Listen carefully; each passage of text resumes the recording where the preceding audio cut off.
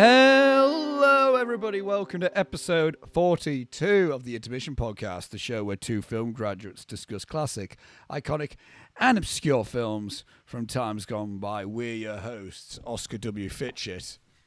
Robbie Tweedale is also here. I did forget to lock my door. So that could have been awkward. But yeah, now, when people are complaining about the noise, they just can't get in. Oi! Unlucky. What do you want? And we are still in.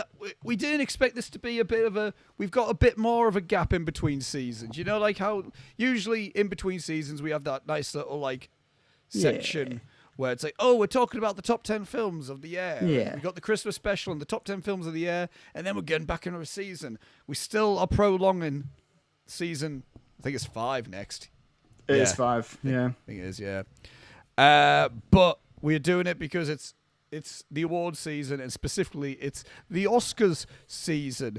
We didn't do a full there's me for any YouTube viewers. You got a special treat for the backgrounds this time around from both of us. This is the first time since the Goodfellas one that we both decided to just do a piss take background. Wow. That's ages ago, isn't it? Yeah, that was like episode 20. Can I guess the joke that I made? Yeah, go on. Was it a pizza? It was a Goodfellas pizza thing. Fucking get in! Do you remember what mine was? God, I'm so smart. No, I don't, I don't at all. It was. Oh, yes, I do. Wasn't it like you guys at prom or something? It was like a promo. It's like, you heard of Goodfellas, this is all right, lads. Yeah, just, all right, guys. Yeah, not Goodfellas, all right, lads. Like, yeah, just normal men. But yes, so we're just 4 normal blokes.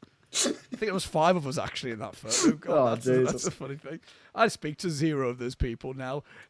Ayo. But I do speak to this person behind me far too often. God, I wish I didn't. I wish there's a timeline. Well, there will be a timeline out there where I never met him, and I wish I lived there. Frankly, for anyone who, obviously for the audio listeners, Oscar's background is just a photo of Tyler this week. It's Tyler, and it's Dapper Tyler. Yeah, it's Dapper Tyler. Dapper Tyler in his suit and tie. Suited and booted. It was during the Christmas ball, the same event where I booted Santa Claus's face off. I hope he wears that same suit to the film festival. At which he will be suited and booted by me in the face. Hopefully. Presumably. I love that. She will be suited and booted by me right between the right in the fucking jaw. I'm not actually going to attack him. Yeah, we go and we go and he's got security round him. Yeah. Keep him away from me. Get away. He's threatened me. Oh mate, don't like. Not even close. It's still bad, isn't it? It's still a bad accent. Fuck's sake, Robbie. Fuck's sake, like. Is this? Oh, I've just opened your message. Yes. So that will lead us on beautifully to what we are doing, which is it at the time of. So when this episode is out, it will be on the day of the Oscars. I'm saying it. I'm uploading on Sunday. I'm not rushing the edit. Jesus Christ! I'm not a lunatic. Get the fuck out of here. So it'll be on. So when you're listening to this, it is the day of the Oscars. Yeah. And so this episode is because we were meant to go through it during our. We did think initially about doing it during the top 10 video, but then we were like, this is going to be long enough. We don't need to bung this on the end. This is going to be fucking long enough. There's enough stuff going on here. And also then we were like, but we'll do a separate video that same day. It went so long we didn't have time. We just didn't. We went to see Knock at the Cabin instead. Sorry about it. It was alright, yeah. It's a good film. Good time. Give Dave Bautista more roles like that. Serious Dave Bautista. Serious Dave. David. Serious Dave. David Bautista. That's David Bautista.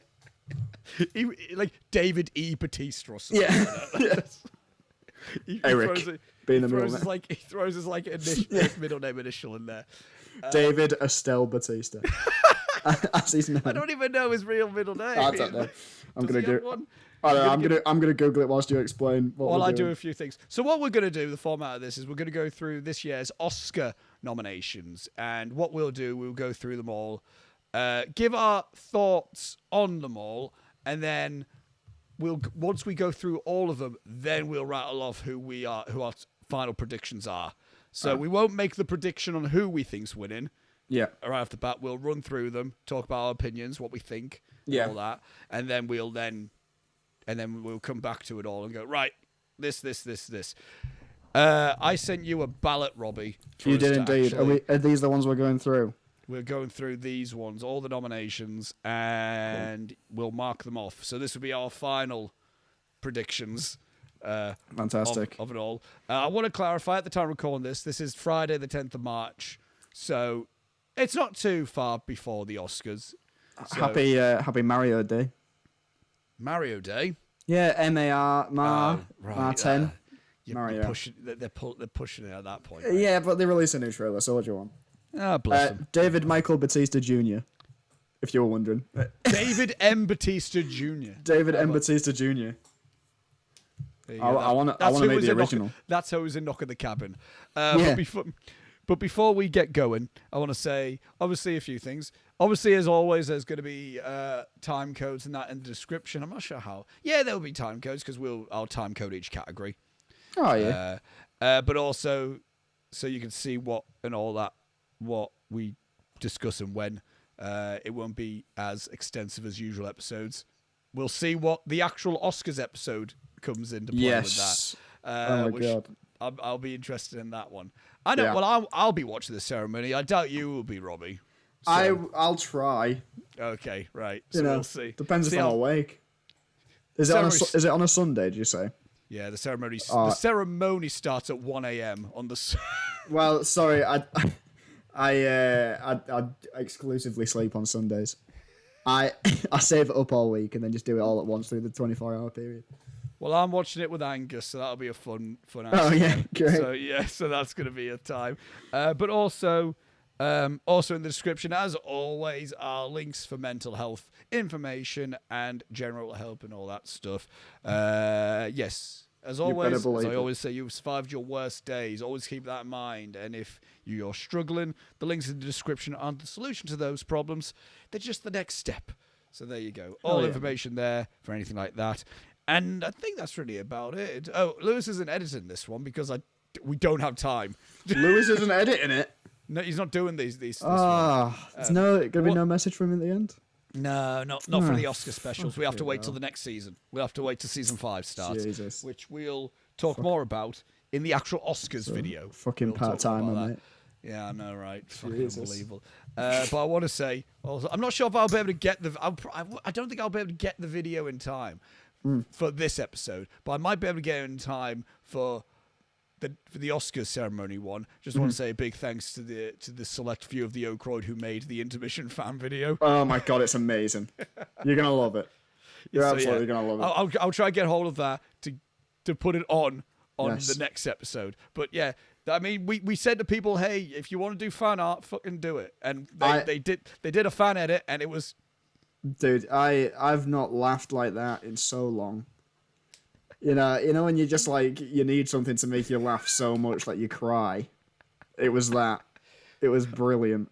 I have a few critiques in the sense that they kept using the same clip from my short. It was the same short film, and I'm like, there's so many more films out there of me, and you pick that one. That one. But it's funny how they use it. Must be said.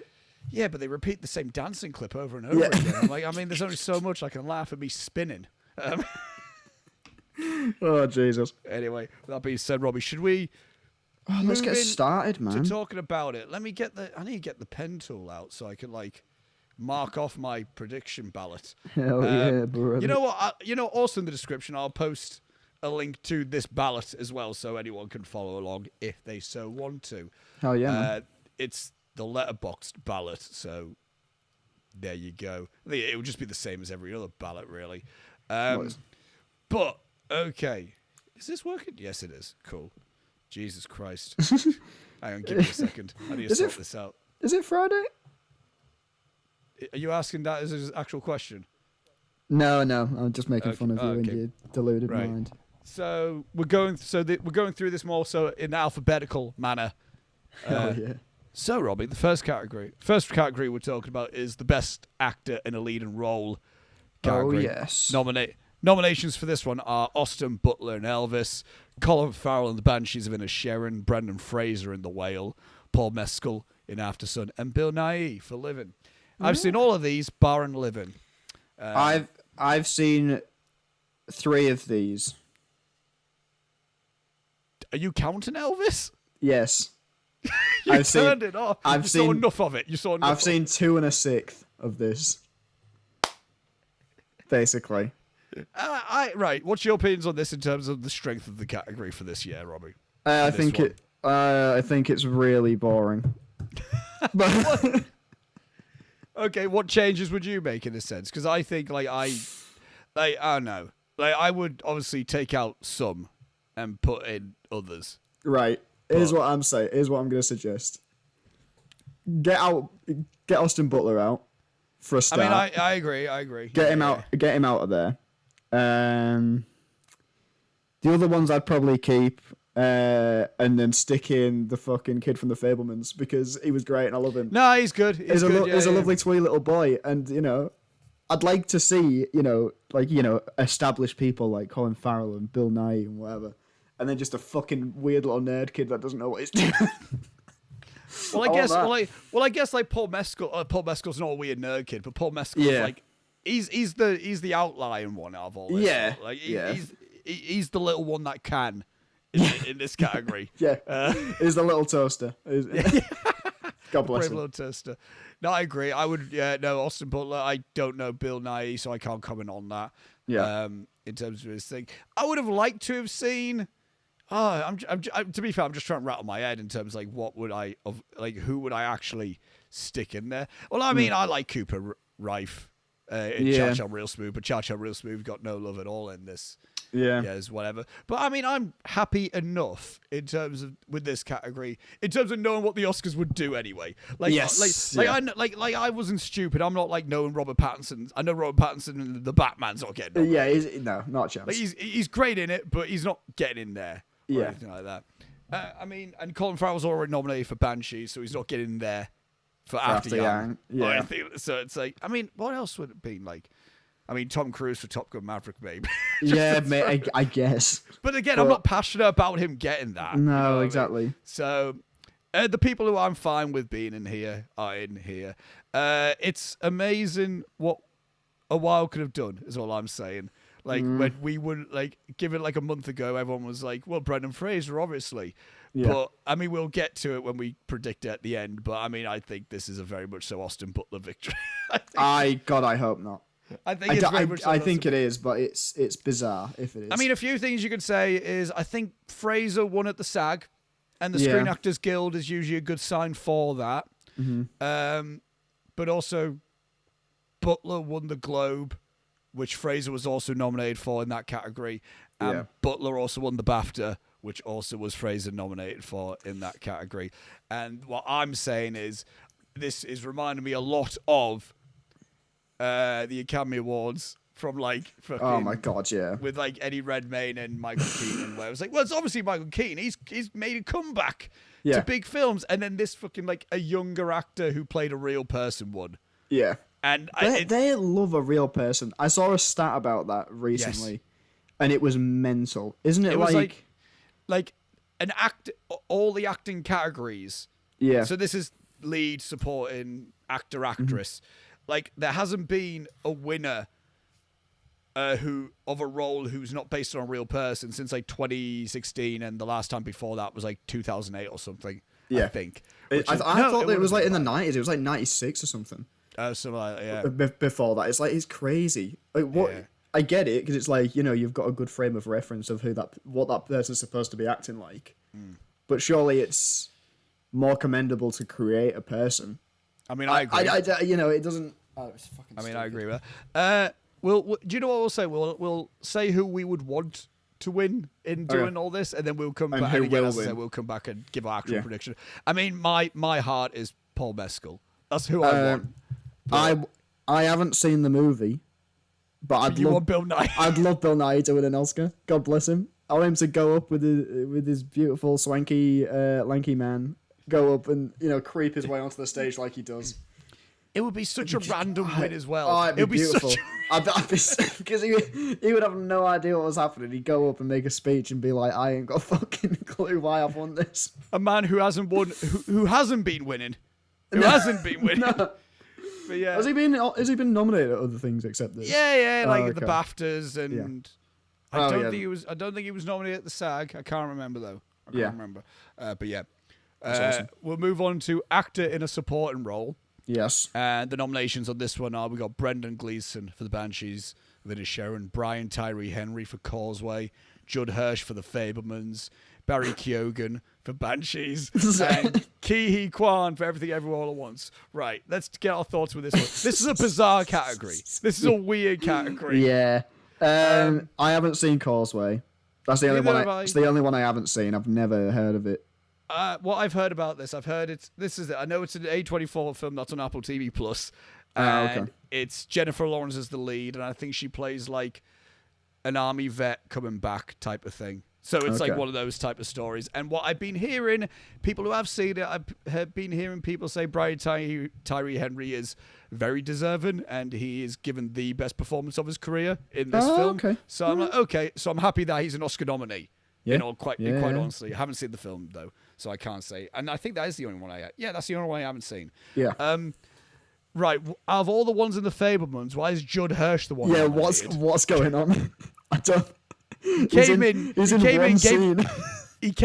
a little monologue, then left. I mean, he's great. Don't get me wrong. He's a really good. The character's great, and he feels like he's walked straight out of a children's storybook in that. Yeah, in that movie. but my thought with this is though, out of everyone from the Fabelmans, why is Paul Dano not getting the love for supporting actor? Jesus. Even Seth Rogen. I don't know. Like, what are we doing with Judd Hirsch? That scene with where Seth Rogen tries to buy him a camera. Yeah, no, great. It's really good. Like, what the fuck are we doing with this guy that's in one scene? I mean, if I would have to alter the category in any way, I would switch Judd Hirsch with Paul Dano, because if we're sticking with Fabelmans, then I would give it to Paul Dano. Yeah, and I would put, again, haven't seen Causeway, so I'm just eliminating Causeway. I'm taking Brian Tyree Henry out of it, even though I'm glad that he's been nominated. But I think Ben Whishaw in Women Talking was fantastic. Okay. I haven't seen that. Like, I think it's a really good film, and I think it's a heavily under-nominated film. It's got nominated for 2 Oscars in this fucking thing. But it's an absolutely excellent film. It looks very Spotlight to me. It's yeah. Kind of got that kind of vibe about it, which I like Spotlight a lot. I'm remembering Women Talking a lot more than I'm remembering Spotlight, is what I'm saying. I like Spotlight fine, but I think Women Talking's a lot better. I think it's a lot more in my mind. Right, this is. I know we're not making our thing, but I mean, I want Ki-hee Kwan to win, and I think it legitimately is just his to lose. Yeah, absolutely. I completely agree with you. I want him to win so bad.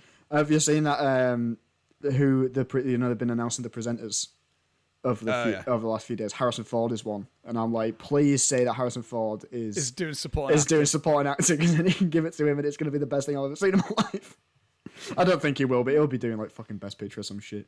Yeah, probably. They usually do it like the people who like, so it might be whoever won supporting actress, who did win that last year. I don't remember.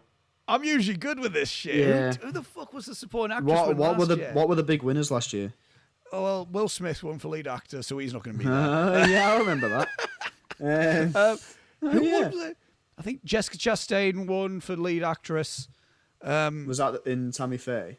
Yeah, which was fine. Whatever, sure. I haven't seen it. I didn't see the film, but sure, whatever. Give it. Apparently, it's really well. Julie really likes it. So I don't know. Julie also liked fucking Belfast, so I can take her comments. I liked Belfast. A pinch of salt. So that's fine, isn't it? I'm just gonna go check on an egg.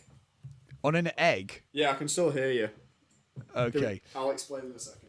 Okay. Well, what I was gonna say is that this is a Irishman situation in terms of the Banshee Boys, in the sense of, yes, Brendan Gleeson and Barry Keoghan were both really good in the Banshees of Inisherin, and both of them are deserving of winning an award. However, they're both going to cancel each other out, because the votes are going to really be split, and more people are then going to agree on the fact of like, but that Ki-hee Kwan's really good. You know, it's like when the Irishman was like, I mean, Pesci and Pacino are great, but Brad Pitt. Yeah. So it's gonna be that situation. I don't know. Apart from a bizarre Judd Hirsch, it's a good character. If I was to make one adjustment to this character, I'd swap out Judd Hirsch and I'd probably put in David Lynch for the film. so that's amazing. I would maybe swap him out for that one guy that's in every J.J. Abrams film from The Fabelmans. Oh, right. Do you remember that guy? Yeah, I do. Yeah. That fucking guy. Yeah, Seth Rogen. Yeah. The egg's fine, by the way. Oh, good to know. Humpty Dumpty? No, I made a carbonara the other night, and I needed to separate the yolks from the whites. And then I tried to pour the white down the sink, and I couldn't do that. Well, I did. I poured some of it, but some egg remained, so I left it soaking in water today, and I was just checking to make sure that the egg wasn't going weird. Right. And that's just an insight into my daily life, listeners. So if you're wondering, I wonder what Robbie does with egg whites. It isn't make a fucking meringue. I'll tell you that much. Anyway, so we've got our hearts both set on wanting Ke Quan to win this one. Yeah, I'd like him to win that. Yeah, I've also been loving his speeches. He's even like when there's actors who I'm like, I want this one to win, and they're the favorite newbie winning. Yeah, but they gave like boring ass speeches or what. I'm starting to get sick of seeing them everywhere, even though I'm wanting them to win. Yeah, I'm not getting sick of this man winning anything.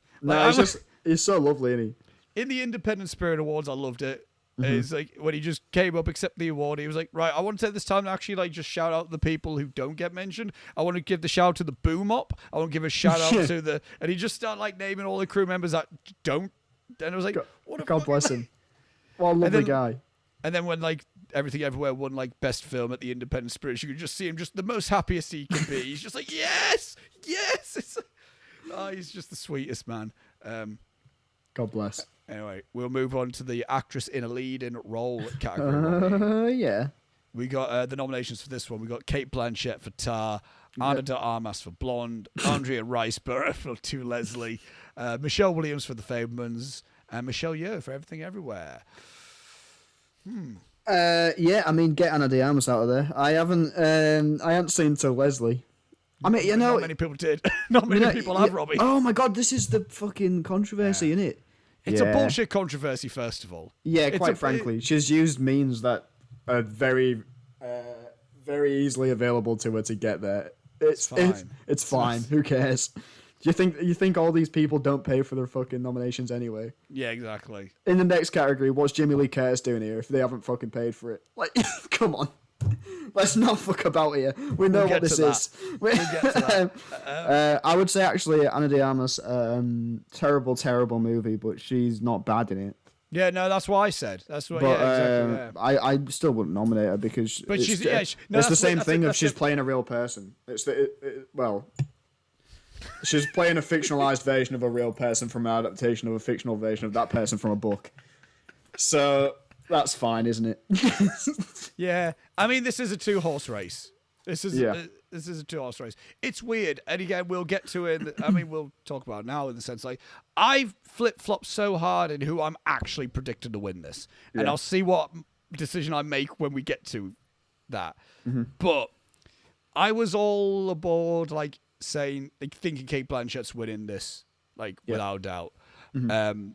Even though I want Michelle Yeoh to win. Yeah. I want her to win.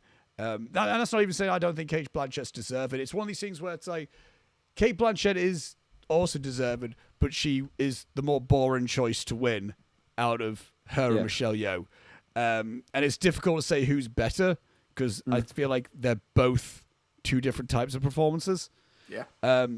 That being said, I do want Michelle Yeoh to win. I also want Michelle Yeoh to win. I want her to win. And again, there's a possibility because these two both won the Globe in the sense of like Blanchett was in the drama category, Michelle Yeoh was in the comedy category. I know Blanchett won at the Critics' Choice. She also won. Blanchett won at the Critics' Choice. She won at the BAFTAs. Michelle Yeoh won at the What did she win at? The SAG. She won at the Screen Actors Guild. Yes. And she also won at the Independent Spirit Awards, which was also a category that Cate Blanchett was nominated in as well. So it's a bit of a split. It's a bit one. of could go either way. I again will talk about who I think's winning later, but I think depending on how the rest of the night goes, I'm not sure if Tar's going to leave empty-handed, and I think this is going to be the only category that it would win. So that's what I think. But I want Michelle Yeoh to win. Same. This. In terms of, I mean, I'll get. Is there anyone that I would want in this, like who I think's missing out? I mean, I don't know where Frankie Corio in Aftersun would fall. Yeah. I think they would throw her into supporting because of name value. Because she's a child. Yeah, even though she is kind of joint lead. I would say she is probably the lead of that. It's the same thing within Room. You know how Brie Larson and Jacob Tremblay were the lead, basically? But yeah. But also, I would have, again, another shout out to Cha Cha Real Smooth. I would have liked to see Dakota Johnson nominated. Again, she's better than Ana de Armas. Yeah. I mean, you can say that. Again, it's not necessarily to fault Ana de Armas. She was good in the film, but I don't even think the performance that she gave was worthy enough to be nominated. I don't know. No, me neither. I heard people say Danielle Deadwyler should have been nominated for Till. Okay. And I also heard people saying that Viola Davis for The Woman King should have been nominated. Yeah, I heard that as well. But I didn't see either of those films. No, exactly. I have no opinion on them whatsoever, I'm afraid. But it is a bit of a weird category for actress. But it is also clearly just between two. Yeah. What's your opinions on Michelle Williams being nominated for this? Not a lead role, is it? It's not. I mean, it ain't, but I mean, lead actress. If you're on about, like, the lead and actress in a film. Yeah, I guess. But, like, I'm trying to... My hair's annoying me. I'm so sorry. I'm just going to hit it back like that. There we go. So, she... I guess if you were going off just actresses, she's technically the lead actress in that movie. But the film's not... It's like she's not the lead. And she's not the lead of the film. Yeah. It's... I think she's great in it. I think she's really good in it. I think she should have been nominated for a category, definitely. And if they were pushing her for this one, no, I agree. Yeah. I don't think it's a winning performance. If you gave it 20 years ago, she would be winning this category without doubt. And this is where I think the fault with the Fabelmans is. It's like it's a great film, and it would have been a shoo-in to win an Oscar 10 years ago. Back in the day. But I don't even. I'm of the belief it's not winning anything this year. But, I think you're completely wrong. But we'll get to it. Get to it. But who I want Michelle Yeoh for leading actress. Yeah, same. Next category is actress in a supporting role. We've got Angela Bassett in Black Panther: Wakanda Forever. Doing the thing. Hong Chow for The Whale. Kerry Condon in The Banshees of Inisherin. Jamie Lee Curtis in Everything Everywhere All at Once. And Stephanie Hsu for Everything Everywhere All at Once. What a weird... Again, this makes no sense to me. So much of this is fucking bizarre. Angela Bassett, get out. Go away. Fuck off. I haven't seen The Whale, so I can't comment on that one. Kerry Condon absolutely deserves to be in there. Hong Chow should be nominated, is what I would say. From someone who has seen The Whale, she equals Brendan Fraser in that film. So Jamie Lee Curtis, absolutely not. And Stephanie, is it Sue? Shu. Okay, yeah, she's great. She was amazing in that. So she should be. She should be the one nominated. She's there's 3 in there that I think should be nominated, and 2 absolutely bizarre choices. Yeah, well, I will say. Here's what I'll say. We'll go one by one. We'll go Angela Bassett. I think this is a weird one to be nominated. I remember. Yeah. No, I remember like when the Wakanda Again trailer came out. I'm going to call it Wakanda Again. Wakanda one more time. I think I called it at one point Wakanda whatever. Yeah. But I remember when the trailer came out, and it was a damn good trailer. Yeah. And when that snippet of Angela Bassett in the film, it's like, if this is only maybe if it's like this but more, Yeah. She could be like the first actor in an MCU film to be nominated. That would be cool. And then the film came out, and then we were all like, maybe she didn't give that powerful a performance that we all thought she did. But then she still got nominated. I guarantee you, and if it isn't, I will. I don't know what could I do that would be embarrassing for me to do on the Instagram. Shave just the top of your head. I won't be doing that. I don't forget. I'll do something. If that clip from the trailer isn't her Oscar clip, well, it's gonna be. It's absolutely gonna be. Because like, what else? Well, that's it. What else are you gonna put in? The bit where she talks to the UN? No. It's like, what are we doing here? This nomination reeks of Anne Hathaway and Les Mis. Oh, really? In the sense in the sense of, was that it? Oh, I see what you mean. Yeah. It's just kind of like, I don't remember her being in that movie apart from the scene where she talks to the UN and the bit where she dies. Yeah, that's all I remember. And that's to remind that was just put out there to remind the people of the world. Yes, she died in that movie. If you don't remember the plot, she died at the end. Not even at the end. It's like halfway through, and it was pointless. No, wasn't it like at the end of the first act? Realistically, it felt like that. I think it was the midpoint because it's when she. Okay. It's when Shuri's like, maybe I should be Black Panther. That's right, yeah. Give me another 40 minutes to think about it. Fucking Christ. Hong Chow in The Whale, I like this one. It's someone who I wasn't familiar with before this. Mm-hmm. And I'm going to say it. The Whale's fine. The Whale's good. The Whale is good. Yeah. But I also think it tries a bit too hard to make those tears fall from your eyes. It feels like they're trying to pull the tears out of my eye sockets as opposed to just naturally let me feel. And I feel like it's a little bit like, everyone's acting a lot. Oh, okay. and also I think the script is a bit piss poor. Sorry, it's a bit of a piss poor. No one's bad in it. But I think, did Sadie Sings character really need to be that much of a bastard? Like really that much of a raging asshole? That much of a raging dickhead. Yeah, it's like to the point of where like, what the fuck are we doing? Anyway, again, it's a fight. It's good. It's a good film. Yeah. Right. But I'm also not mad that Brendan Fraser isn't gonna. Right. The thing. I know we're leaning back, but what I will say is like the reason. Like I'm not annoyed that Austin Butler's winning. That he probably will win because he's taken away from Brendan Fraser. I'm annoyed more so because Austin Butler's winning for that performance anyway. That's what I'm more so pissed off. Oh yeah, where's Tom Hanks in supporting? For what? For Pinocchio. What the fuck? What do you think I'm fucking talking about? I mean, they were basically the same performance. He's white.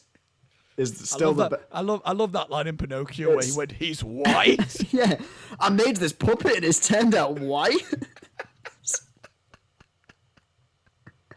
Jesus Christ. Oh, that's funny. Kerry Condon in Banshees of Inisherin is someone that I think might have a chance, Robbie. Oh yeah.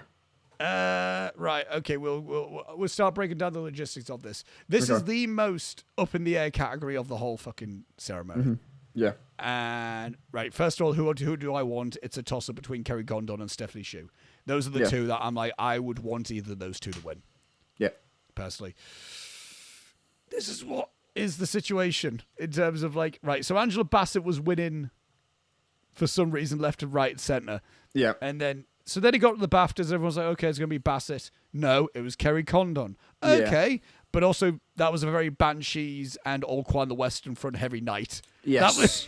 Jesus Christ. The BAFTAs loved those two films. So that's why, like, Kerry Condon won that one. I went, okay. And then the SAGs, the Screen Actors Guild Award came up.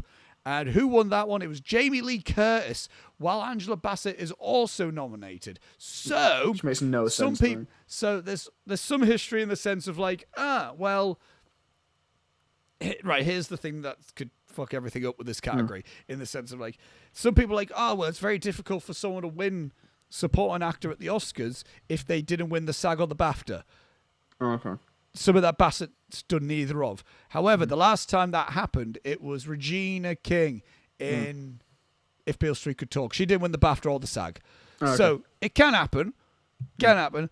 And also, but then my thought is like, but it's also difficult to win a support actor award these days, or just an actor award these days, if your film's not nominated for Best Picture. Black Panther ain't nominated. What is nominated is Banshees and Everything Everywhere. So, it's a bit of a toss-up, isn't it? I don't know. I personally want Kerry Condon to win. Yeah, I mean, I do. That's what I want.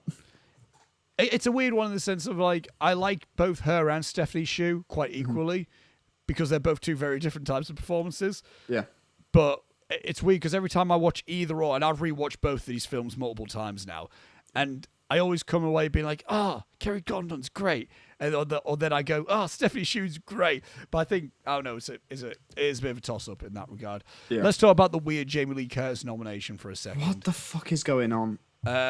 She was good in the film. I mean, I think you're in agreement of this as well. It's like, yeah, she was good, but like, I'm not walking away with that in my head. Well, she's a very supporting comedy. No, yeah, exactly. This is what I don't understand. She's in, and you don't need dialogue to put across a performance or whatever. It's not even that. But like the scene where she's being a dick at the beginning is funny. Beyond that, after everything starts going weird, she barely speaks until the end where they do the hot dog fingers thing, and even that's like, it's a parody of a. I think they're pushing that. They're pushing that. Like, when I've seen the awardsy things, the video that gets played when she gets announced as a nominee is the one where is at the beginning at the tax office. I'm like, I mean, it's fine. Yeah, it's all right. But like, I'm not looking at it and going like, yes, an award-worthy performance. Yeah, it's like she's basically doing the same shit that, like, I don't know, the boss in Office Space. He wasn't nominated for a fucking Oscar. It's basically the same thing. It's just someone in an office setting being a dick. Yeah. Like, I'm not like shitting her. I'm not saying that she's bad. I love Jamie Lee Curtis. I think she's great. But like, I just don't understand this at all. I think it's a weird one in the sense of, like, because she's never been she's a very admired person in the industry, and she's been around for a long time, and she's never been nominated for Oscar, and she's in a film that is getting awards love. So I think that's just the natural thing that's happening here. But it doesn't feel like it's really based off her actual performance. So it's No, exactly. It's bizarre. But yeah. Anyway, so what's next? The next one is animated feature film. The nominees for this one are, we got Guillermo del Toro's Pinocchio, we got Marcel the Shell with Shoes On, Puss in Boots: The Last Wish, The Sea Beast, and Turning Red. I have seen all of these apart from Puss in Boots and The Sea Beast. Okay, I've not seen The Sea Beast or Pinocchio. Okay. I've seen the rest. Can I go through this? Because I'm quite excited about this. How's Puss? Oh yeah, go for it. Go on. I'm quite excited about this. So, Pinocchio, I just don't want to. Why? Because from everyone except you has told me it's unbearable. But everyone except you has said it's so fucking annoying. In what way? What, Guillermo del Toro's Pinocchio? Yeah. They've told me, every single person except you has said the character of Pinocchio is the most irritating little fuck in the world, and you just want to kick his head in. Oh, I didn't get that. So I will watch it at some point, but I just can't be arsed. Marcel the Shell with Shoes On is excellent. It's a lovely little childhood film. I like what a fucking great little time. Puss in Boots is insane. Oh, really? Right, okay. Here's my thing with Puss in Boots, right? Is that, you know how everybody had the thing with Top Gun? Where they went like, it's a sequel to a movie that came out years ago. That no one really wanted a sequel to. And nobody really wanted a sequel, so what are we doing? And this is probably going to be shit. And then it came out and everyone was like, this is the best film that's ever been made. Yeah. I haven't seen Top Gun, but Puss in Boots is the same thing. Because the first movie is shit. Let's not beat around the bush here. It's a bad movie. And they announced they were doing a sequel, and it's like, that's weird. Why are you doing a sequel to Puss in Boots? And then it comes out, and it's fucking mental. It's so good, and the script is fucking brilliant. Everything's like wrapped up perfectly. Every single character has an arc. It's just there's like 9 main characters, and every single one of them gets an arc with a payoff. It's so well done, and the animation's beautiful. And I am absolutely here for this new era of 3D animation where just everyone's doing a Spider-Verse. I'm here for it because it looks great. Okay, and like, you know, the new Ninja Turtles movie. I'm so excited about it. I cannot fathom how excited I am about the new Ninja Turtles film. But, you know, so that movie's great. Turning Red is a film that exists. Turning Red should not be nominated for this. It's really just fine. It's so like nothing at all. Like, I get it, you know. They're like, there's a new Pixar film out, and they did a different animation style, and, you know, maybe you want to nominate it for the sake of the animation being really good. But every single person in that movie is a terrible, terrible human. It's infuriating, They all suck, and I hate all of them. So, you know.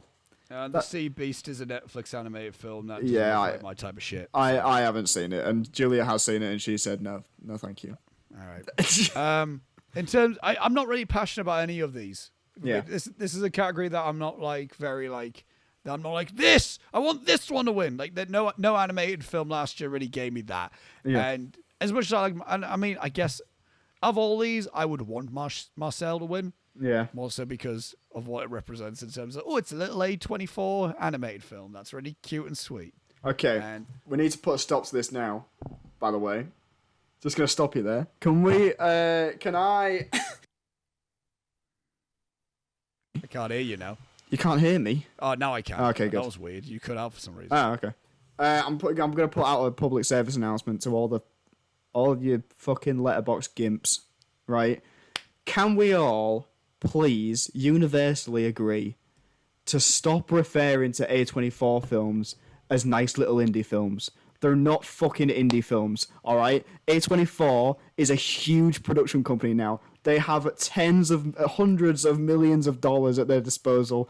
They are fucking huge. All right. They do have a lot of money behind them, but they are also not in the same league as like a Paramount or a 20 or a Fox or anything. They're not a Paramount. Do you know what? They still fall under independent because they don't. They produce some films. They don't. No, because they don't. They distribute all the other ones. So all the films that get made, they're mmade independently. Then A24 pick them up. That's what that is. That's the definition of independent. It doesn't matter how big the budget is even. Pulp Fiction was an independent film. That had a nice budget. That had Sam Jackson and John Travolta. That was an independently made film. M. Night Shyamalan's recent films are independent films, Robbie. Because he makes them off his own budget. No, they are. Just because he's a fucking millionaire. Yeah, but that's what I mean. That's still independent. It's that's not like... No, it isn't. That is the definition of independent. I know budget it is. Size, I know budget it is, size but doesn't.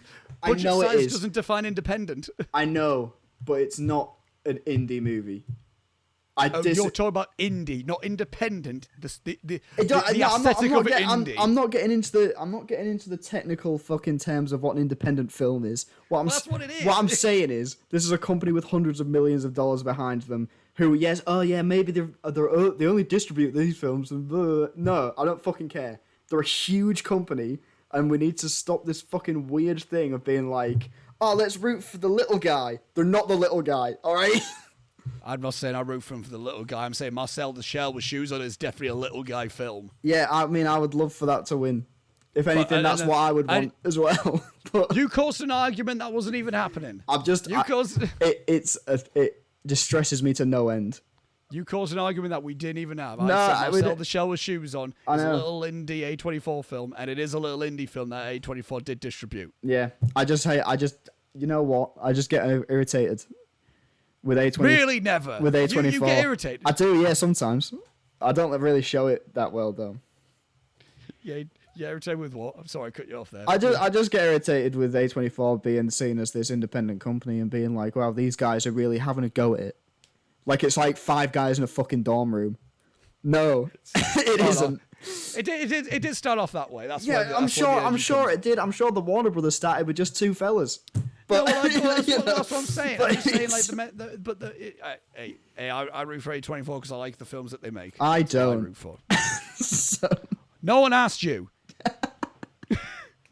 You also, for some reason, stay prisoner to Marvel. You don't have to keep watching them, Robbie. You could stop. They're making you unhappy. But they pay me, Oscar. I can't. I need that sweet, sweet cash money. You fucking chill. You fucking chill. But yeah, I want Marcel to win this one. Yeah, it's same. Not going to. And it's not going to, but I want that one to win. Same. I just like how it's a little indie film, you know what I mean? It is. It is. It is. Marcel the Shell Shoes On is a little indie film. What's next? The category is Best Cinematography. Also known as the most what the fuck category. What's going on? I read ahead a little bit and was like, what the fuck is this? You know, all these films that definitely did not have nowhere near the best cinematography on the air. Here's the nominations for best cinematography. Okay. We got All Quiet on the Western Front. We got Sure. Bardo. We got Elvis. We got Empire of Light. And we got Tar. Right, let me explain these ones for you, Robbie. Okay. You know All Quiet on the Western Front. For some reason, the BAFTAs Yes. gave it everything. Yeah. Bardo is the new film. Was Alejandro Inarritu's film that he did for Netflix. It was like he went back to Mexico and he did a kind of very semi-autobiographical film. Sure. So that's what that is. Elvis is Elvis. We know what the fuck Elvis is. Yep. Empire of Light's getting nominated purely because it's Roger Deakins. Okay. I'll say that. It's the Sam Mendes one. Yeah. And The Roger one that Deakins nobody shot saw it. and nobody liked. Yeah, I know Anna Bant saw it. I heard Anna Bant watched it. I know that much. Okay. And Tar, the film that, in my opinion, does have the best cinematography on the air, but it's not really big, like not out of this category, not the best cinematography of the air of this category, because of just what they had the best use of actually framing and use of color palette, and. I mean, everyone brings up that one shot where there was like a whole scene that was done in a wanna, but it wasn't a flashy wanna. Like, and it was a wanna of Kate Blanchett having a debate with a student about cancel culture, basically. So, really good shot. Right, first of all, where is the Batman? Yeah, where's Batman? That was my initial question. What's going on? Where's Batman? Or if we're also throwing out things, if you're nominating Blonde for actress, why not at least throw the cinematography nom? Because it had a good cinematography. I would say probably Everything Everywhere All at Once is a good shout as well. Yeah, maybe. If you want to throw that one out there, Banshees looks really nice. Another one, and then the major one people were like, was like, where's Top Gun Maverick? You know, the one that everyone was saying was going to win. Yeah, where's, the one where they, like, did these really amazing wide shots of, like, actual planes and shit. Where's... Use of natural light. Yeah. But no, we got this stuff. Also, can I just throw out? People may not want me to. People probably won't agree with this. Nope. Looked amazing. I do agree. Nope. The nighttime photography in that is some of the best I've ever seen. Hoyt van Hoytma by my fave cinematographer. It was fucking awesome. So I don't know what's happened there. I mean, I like the cinematography in After Sun, but After Sun was not getting much of anything, was it now? But I think the Batman's the biggest, like, what the fuck are we doing? Yeah. Like, come on. Yeah, you see that shot where Batman's walking with a fire behind him towards Penguin's car? Just that. Or just generally everything about that. Just nominate that one shot. I don't care. Yeah. It's fucking great. And then when he kind of went like, hello. Hello. Just a little one of them. Yeah, I love it. But in terms of, I mean, what I've seen all these but Empire of Light, so I can't comment. I've seen Elvis. I've seen a sixth of Elvis. I've seen the first half an hour of Elvis before I turned it off with a fucking migraine. Is Elvis nominated for editing? Oh, it is as well. I just skipped ahead. Oh, you're actually taking the piss. We'll get to that later, Robbie. Fucking hell. Okay. But in terms of like, in terms of this weak ass category, I want Tar. I want it to win. It won't. I think All Quiet will win because it's big war shit, but also, I don't know. Like I don't know. I would like. It's a very boring win if it does. I don't fucking care about this category. I haven't seen any of these movies. I want Tar to win. Sure, there you go. What do you want? You know what? I like Bardo. I also think the way that film shot is really good. Like it's kind of does a bit of like Inarritu didn't get Emmanuel Lubezki to shoot this, but it does feel like whoever the cinematographer was doing their best Emmanuel Lubezki. So okay, so that cool. Really nice looking film. But again, I don't know. It's not one that I would say should win. But yeah. Cool. Bit of that's that category. That's that fucking Jeez, category. that's that shit show. Costume design. Next, we got we got us two costume experts. Yeah. I know exactly what I'm gonna say on this one, and I think you know exactly what I'm gonna say. Probably. God, if it is what I think you're gonna say, I'm gonna be very question marked about it. The nominations are for this one. We've got Babylon. We got Wakanda Forever. Sure. Elvis, Everything Everywhere All at Once, and Mrs. Harris Goes to Paris. Is that the one you're saying? Absolutely. Get it?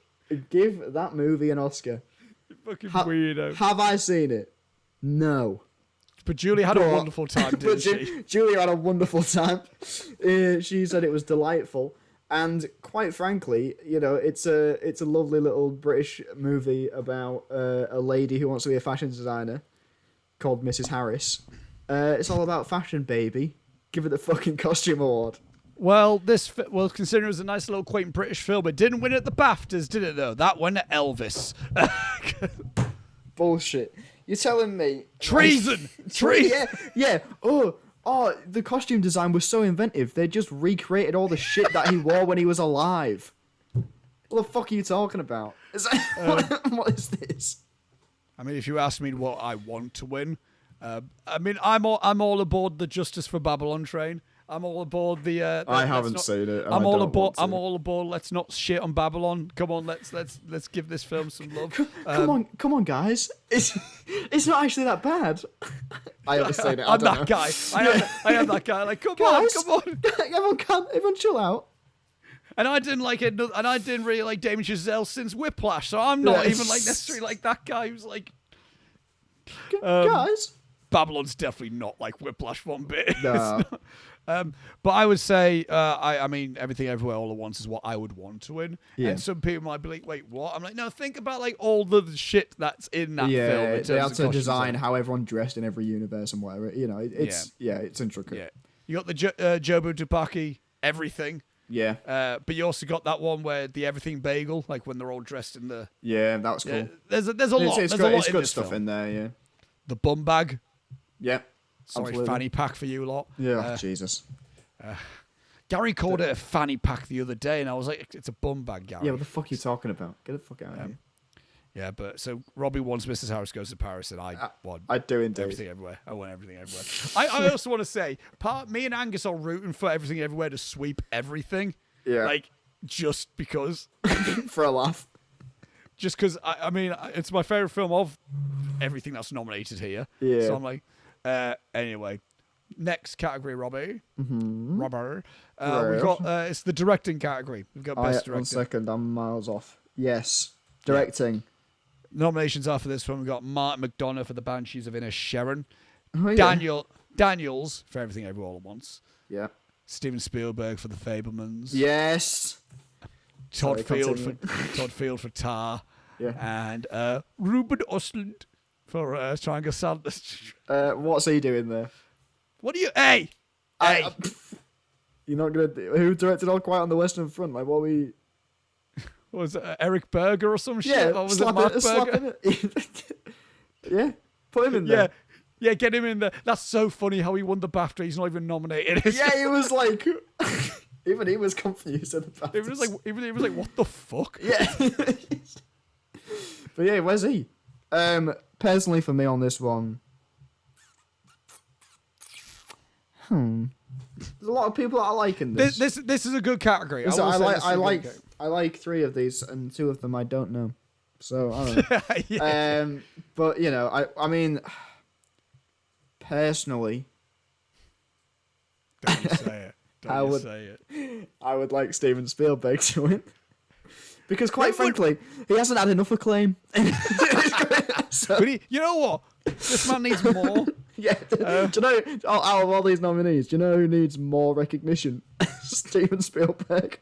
He was the favourite for a while, wasn't he, to win this one? So he should be.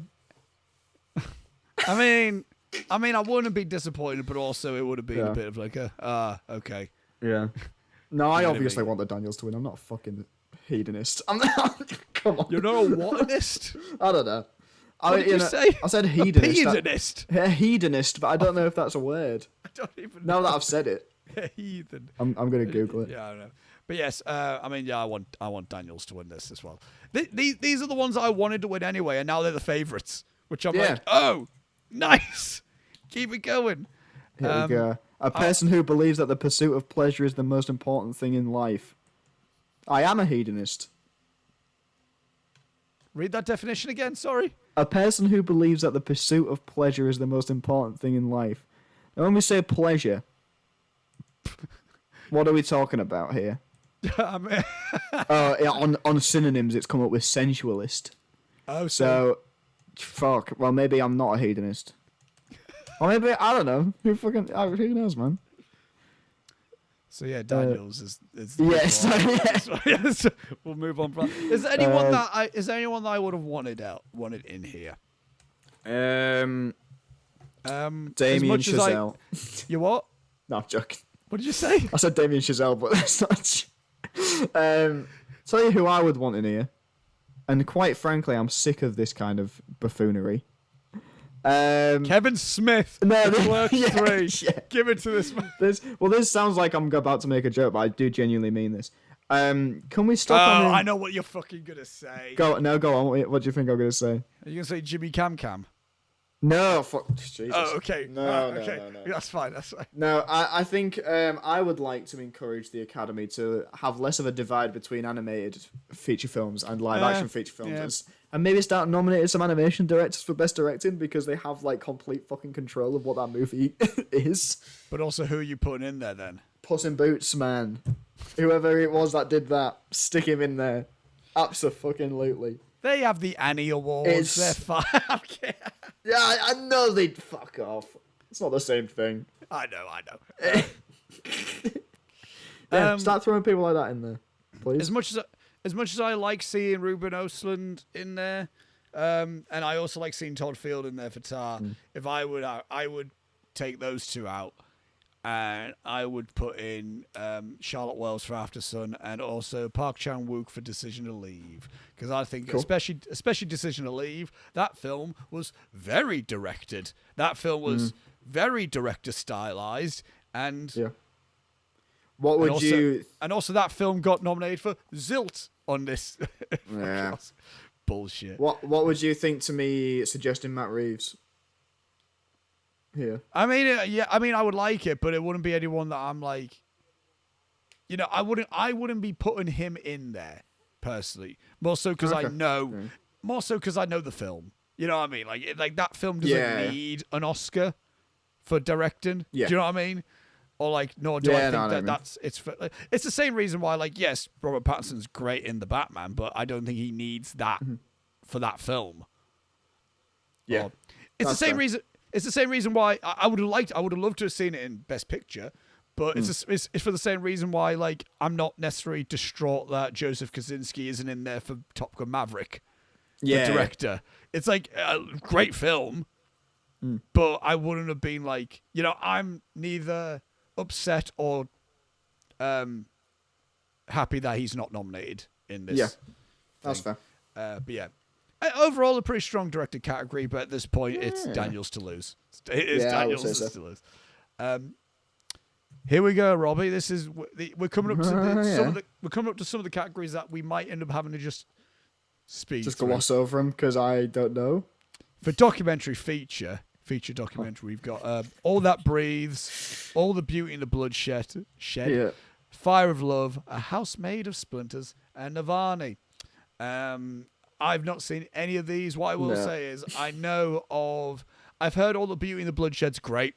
I do want to see that. Fire of Love, I know is on Disney Plus, and I've heard it's good. But I know All the Beauty and the Bloodshed is the favourite amongst the more artsy crowd. Oh, okay. the more people who are more like for example, I think All the Beauty of the Bloodshed, I think it's getting a Criterion release, I think. Okay. Whereas like I think Fire of Love is like a National Geo film. You know, it's like a Free Solo. It's like that like thing. Okay. But I've been hearing good things about Navani, and that's been winning the documentary slot recently. And I'm just gonna double check that in terms of what it's about. Follows the man who survived an assassination attempt by poisoning with a lethal nerve agent in August 2020. During his months-long recovery, he makes shocking discoveries about the attempt on his life and decides to return home. So that's Navani. So I like the idea of that being, someone tried to kill me. It was this guy. Yeah. I'm off home. And he just went home and had tea. That was his day out.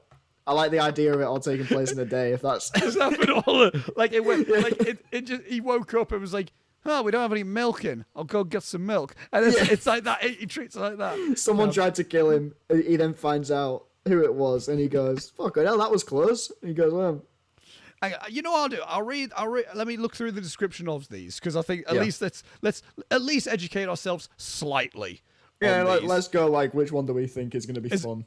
As opposed to what I usually do with these ones, I go, "What has the best name?" And then which always fails me. I would go for Fire of Love in that case because it sounds like Power of Love from Back to the Future. All That Breathes. The premise of this one, Robbie, is amidst the darkening backdrop of Delhi's apocalyptic air and escalated violence, two brothers devote their lives to protect one casualty of the turbulent times, the bird known as the Black Kite. That sounds pretty good. That sounds pretty good. Pretty harrowing, pretty maybe uplifting. I don't know. Yeah, maybe a night. Possibly. All the Beauty of the Bloodshed. Again, the one that all the Criterion folk love. The premise of this one is it follows the life of artist Nan Goldin and the downfall of the Sackler family, the pharmaceutical dynasty who was greatly responsible for the opioid epidemic, unfathomable death toll. So. Sounds pretty fucking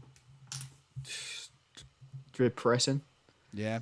We got Fire of Love, which the premise of this one... That's the fire of love. Damn.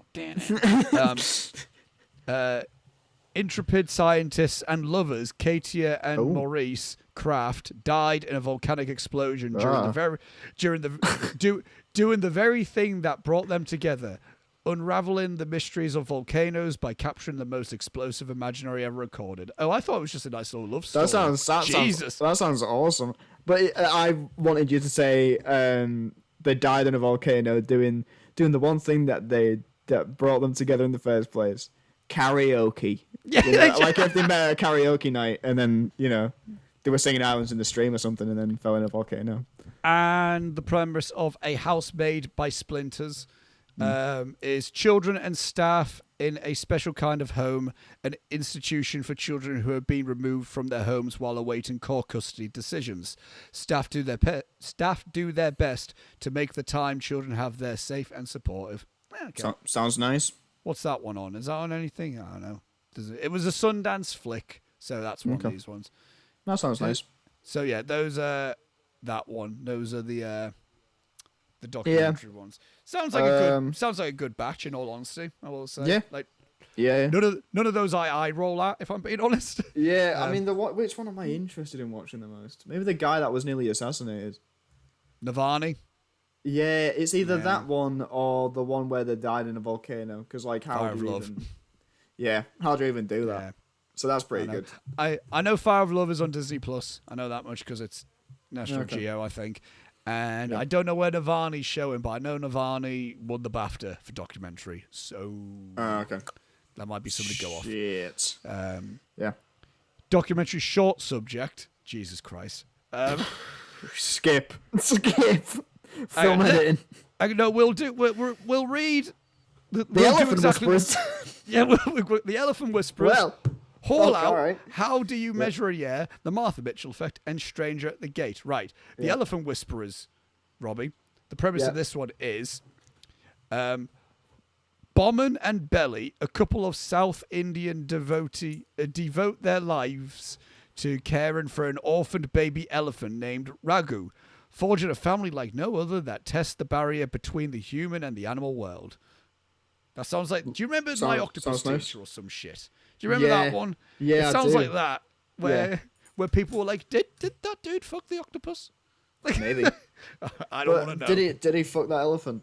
But then, I don't know, that doesn't... The name was more interesting than... Get that soundbite. Did he fuck the elephant? Yeah, I don't know. I don't know. I think the name was more enticing to me than when I heard what it was about. Haul Out. The plot for Haul Out, Robbie, is follows a man waiting in his hut in the desolate expanse of the Russian Arctic. Arctic. He is hiding out in order to observe a natural event that occurs here every year, but ocean warming is taking its toll. Yeah, okay. Feels like it's going to get a bit preachy at the end. Yeah. Not with things that I disagree with. No, I'm not a global warming denier. I'm just saying that would be a fine line to walk. How do you measure a year? Just look at me watch. That's the next one. This one, the indie one, I think. This one at the Indie Spirit Awards. Who made it? A24. No, okay. It didn't. No. Continue. From the time she was 2 years old and until she turned 18, they had a ritual. Dad asked and filmed, and Ella answered. What do you dream about? What scares you? What do you think about our relationship? This is a little story about growing up and the love between father and daughter. So that sounds like a sweet... That sounds lovely. Yeah, absolutely. It's a 29-minute flick. Yeah. So, I'd watch that. I've got 29 minutes to spare most days. What's this? Martha Mitchell effect. Martha Mitchell effect versus the machines. Yeah. Yeah. The premise of this one is the cabinet wife who spoke out during Watergate and the Nixon administration's campaign to gaslight her into silence. Yeah. That's 40 minutes. That's barely a short, man. Yeah, I mean, that could be good. Yeah, I mean, I don't know. It's not one that I mean, I could be interested if I gave a shit. Yeah. If I was American, it would probably be more interesting. Stranger at the Gate. And then the final one for this one is, I know of this one. A U.S. Marine plots a terrorist attack on a small-town American mosque. His plan takes an unexpected turn when he comes face-to-face with the people he sets out to kill. I heard about this one in the sense, like, that's one where it's a bloke talking about his plan to basically murder a load of Muslims until he got to know them. And then he was like, they're not too bad, these people. Like, so it's that type of... That's weird. I mean, obviously it's a great thing he didn't do it. But, like, you're still a shit bloke. Do you know what I mean? Like, I don't know. I don't know about that one. Sure. But that's the documentary short subject categories. Okay. I did a bit of Googling, and apparently experts like probably the Elephant Whisperers win that one, so I might just slot that. Did he fuck the elephant? That one. They're raising the elephant as a family. Yeah, sure, but, you know, did he fuck it? That's what I want to know. God damn it. Right, the nominees for Best Film Editing, Robbie. As a legitimate professional editor... Yes, I am a professional editor. That is what I do with my life. How many more can we do before you go, by the way? It's fine. I'm getting food in like half an hour. Oh, okay, we're fine then. So cool. Fine. It's good. Don't worry about it. Oh, good. I thought in my head I thought it was 5 o'clock, so I was like, thought you had to go at 5. Okay, cool. I'll get ding donged anyway, so I'll hear. Oh, lovely. I'll get called. Yeah. Anyway, film editing. The nominations for this one are The Banshees of Inisherin, Elvis, Everything Everywhere, Everything Everywhere at Once, Tar, and Top Gun Maverick. Robbie, what's your opinion on this category? I've seen 3 of them. 2.5. Well, I've seen enough of the editing of Elvis, quite frankly, to know that absolutely fucking not. What are you on about? What about the time when they zoomed in on his eye? Get it in the fucking bin. No. That, like, I turned it off half an hour in because it was... Was it during the Denzel Curry song? No, it was... Oh, fuck, when was it? There was a bit where it was just, like, fucking zooming about and here's a sign in Vegas and something and, like, it's just loads of shit going on. And I know it's Baz Luhrmann's style and whatever, but you don't have to be a cunt about it. I think I don't know. I think like I specifically turned that film off because I didn't feel very well. Because of not because of outside factors, because of the film. It was giving me motion sickness and a fucking headache, so I turned it off. I want to get smashed and watch Elvis. I want to do that in my life. I'd end up in the hospital. I already felt nauseous when I was watching it fucking sober.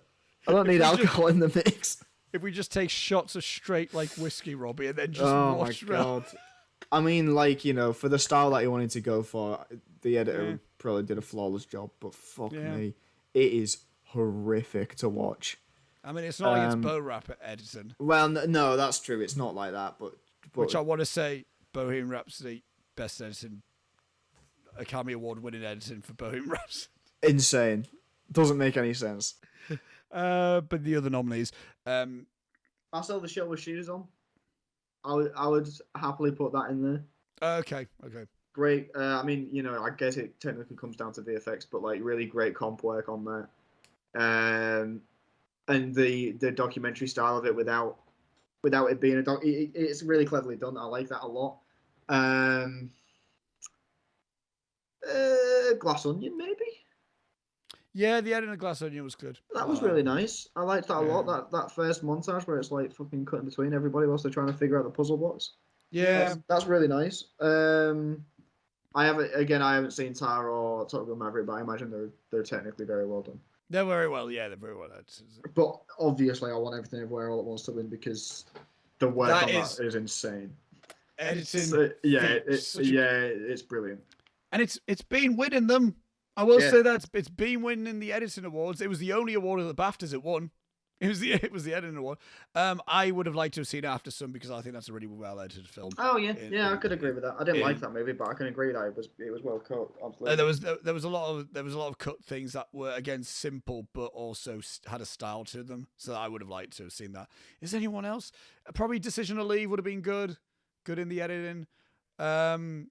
Clerks 3 because I want to see Kevin Smith nominated for an Oscar. That's same. But no, I agree. I want Everything Everywhere to win this one. That's not even like a best international film. What a disappointing category, I will say. Good, so many the nominations are for this one: All Quiet on the Western Front, Argentina 1985, Close, EO, and The Quiet Girl. Now, I've heard really good things about all the other films I haven't seen. I've only seen All Quiet on the Western Front. I've heard really good things about all the other films. That's not my point. The point is, where's Decision to Leave and where's RRR? Like legitimately, these are films that are like, I don't know, man. It's just, that's my thing. I haven't seen any of these. So I've only seen All Quiet, and I don't want it to win. Yeah, okay. And it will. I don't even hate the film. I just think it's really okay. I haven't seen it. I've heard it was good, but I heard it was good from my dad. And it's a film set in the past with guns, so he was all right. Well, I keep saying to people, I go like, "Oh, is that good?" I'm like, I mean, yeah, it is, but you could just watch the one from 1930 because it's better and half an hour shorter. Oh, okay. I liked the one that we watched. Well, do you know what's a weird like thing they cut from this film is he doesn't go back from the war and then go back. He's just always in the war. Oh. And what I remember from the one from the 30s, that is one of the better sequences because he goes back and he's like, I still don't even belong here, so I will go back to war. That's like he's made a decision there. Yeah. To go back to the war. But it's just, I'm in war and war's shit. War's shit. War's shit. It's like, yeah, we know war's. Oh, okay. There's no break from it.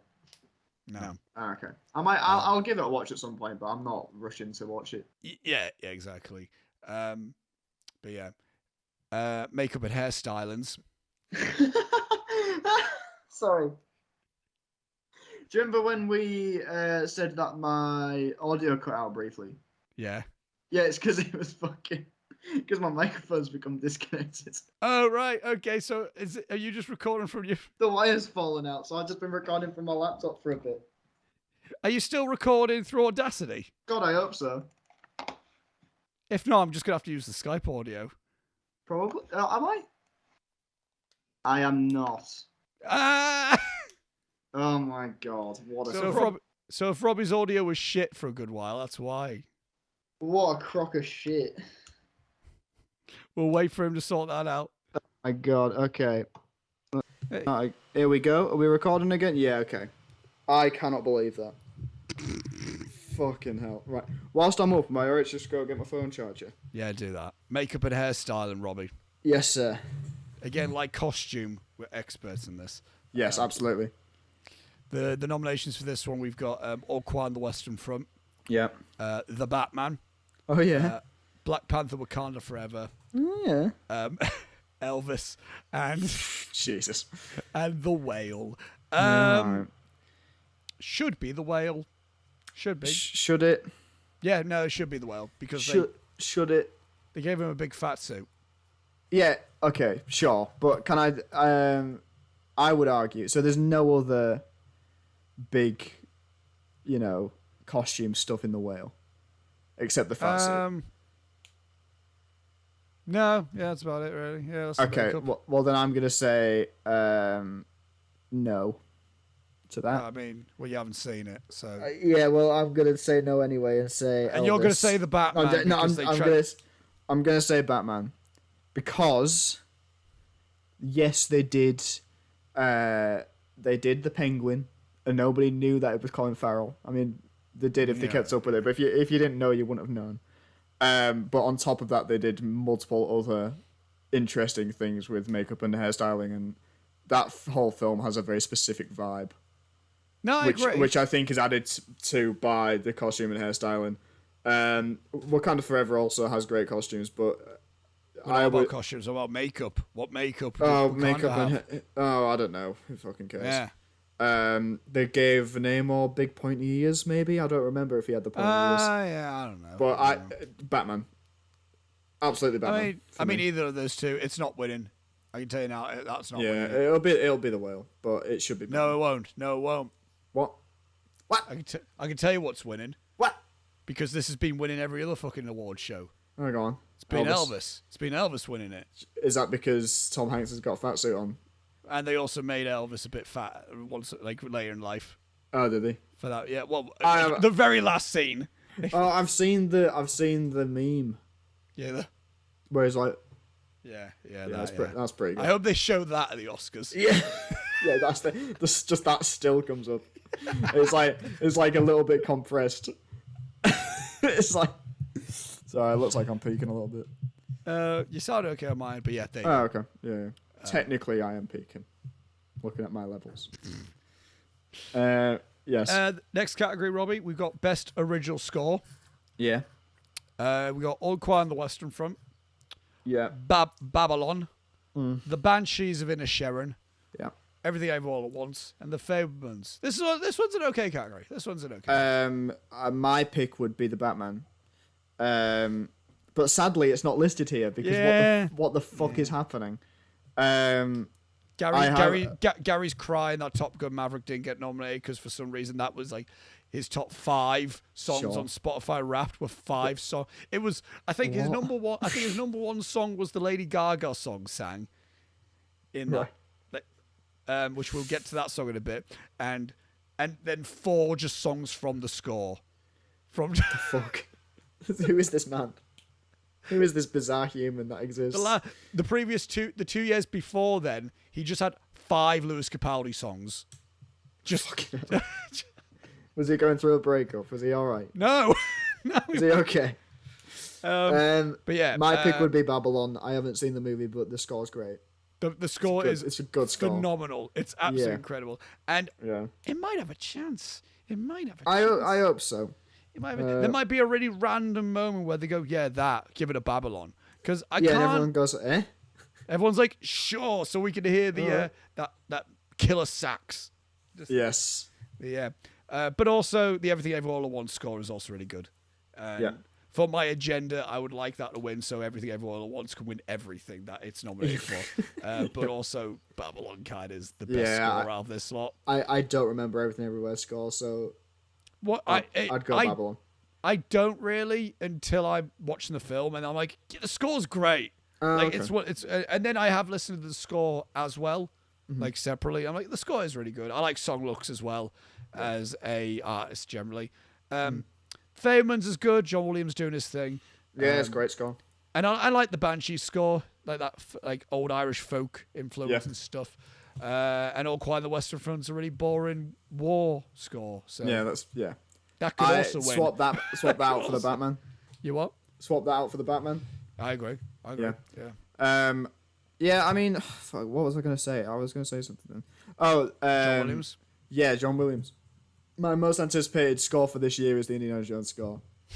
Have you heard what he said about this fucking... No. He said he's recorded like 9 hours of original music. Jesus. For that movie. Jesus. And he's like, I don't know if all of it's going to end up in, but I recorded all of it. And I'm like, I can't wait to hear that shit. That is going to slap so hard. I want to give a shout, because I realised I didn't mention these as well. I want to give a shout in terms of score-wise. Hilda, I can never pronounce her last name, the woman who did the score for Joker, but she did a really good score for Women Talking. That was a really good score. And also, I also want to give a shout out to the actresses, the supporting actresses like Jessie Buckley and Claire Foy and Rooney Mara, who also probably should have deserved a nomination.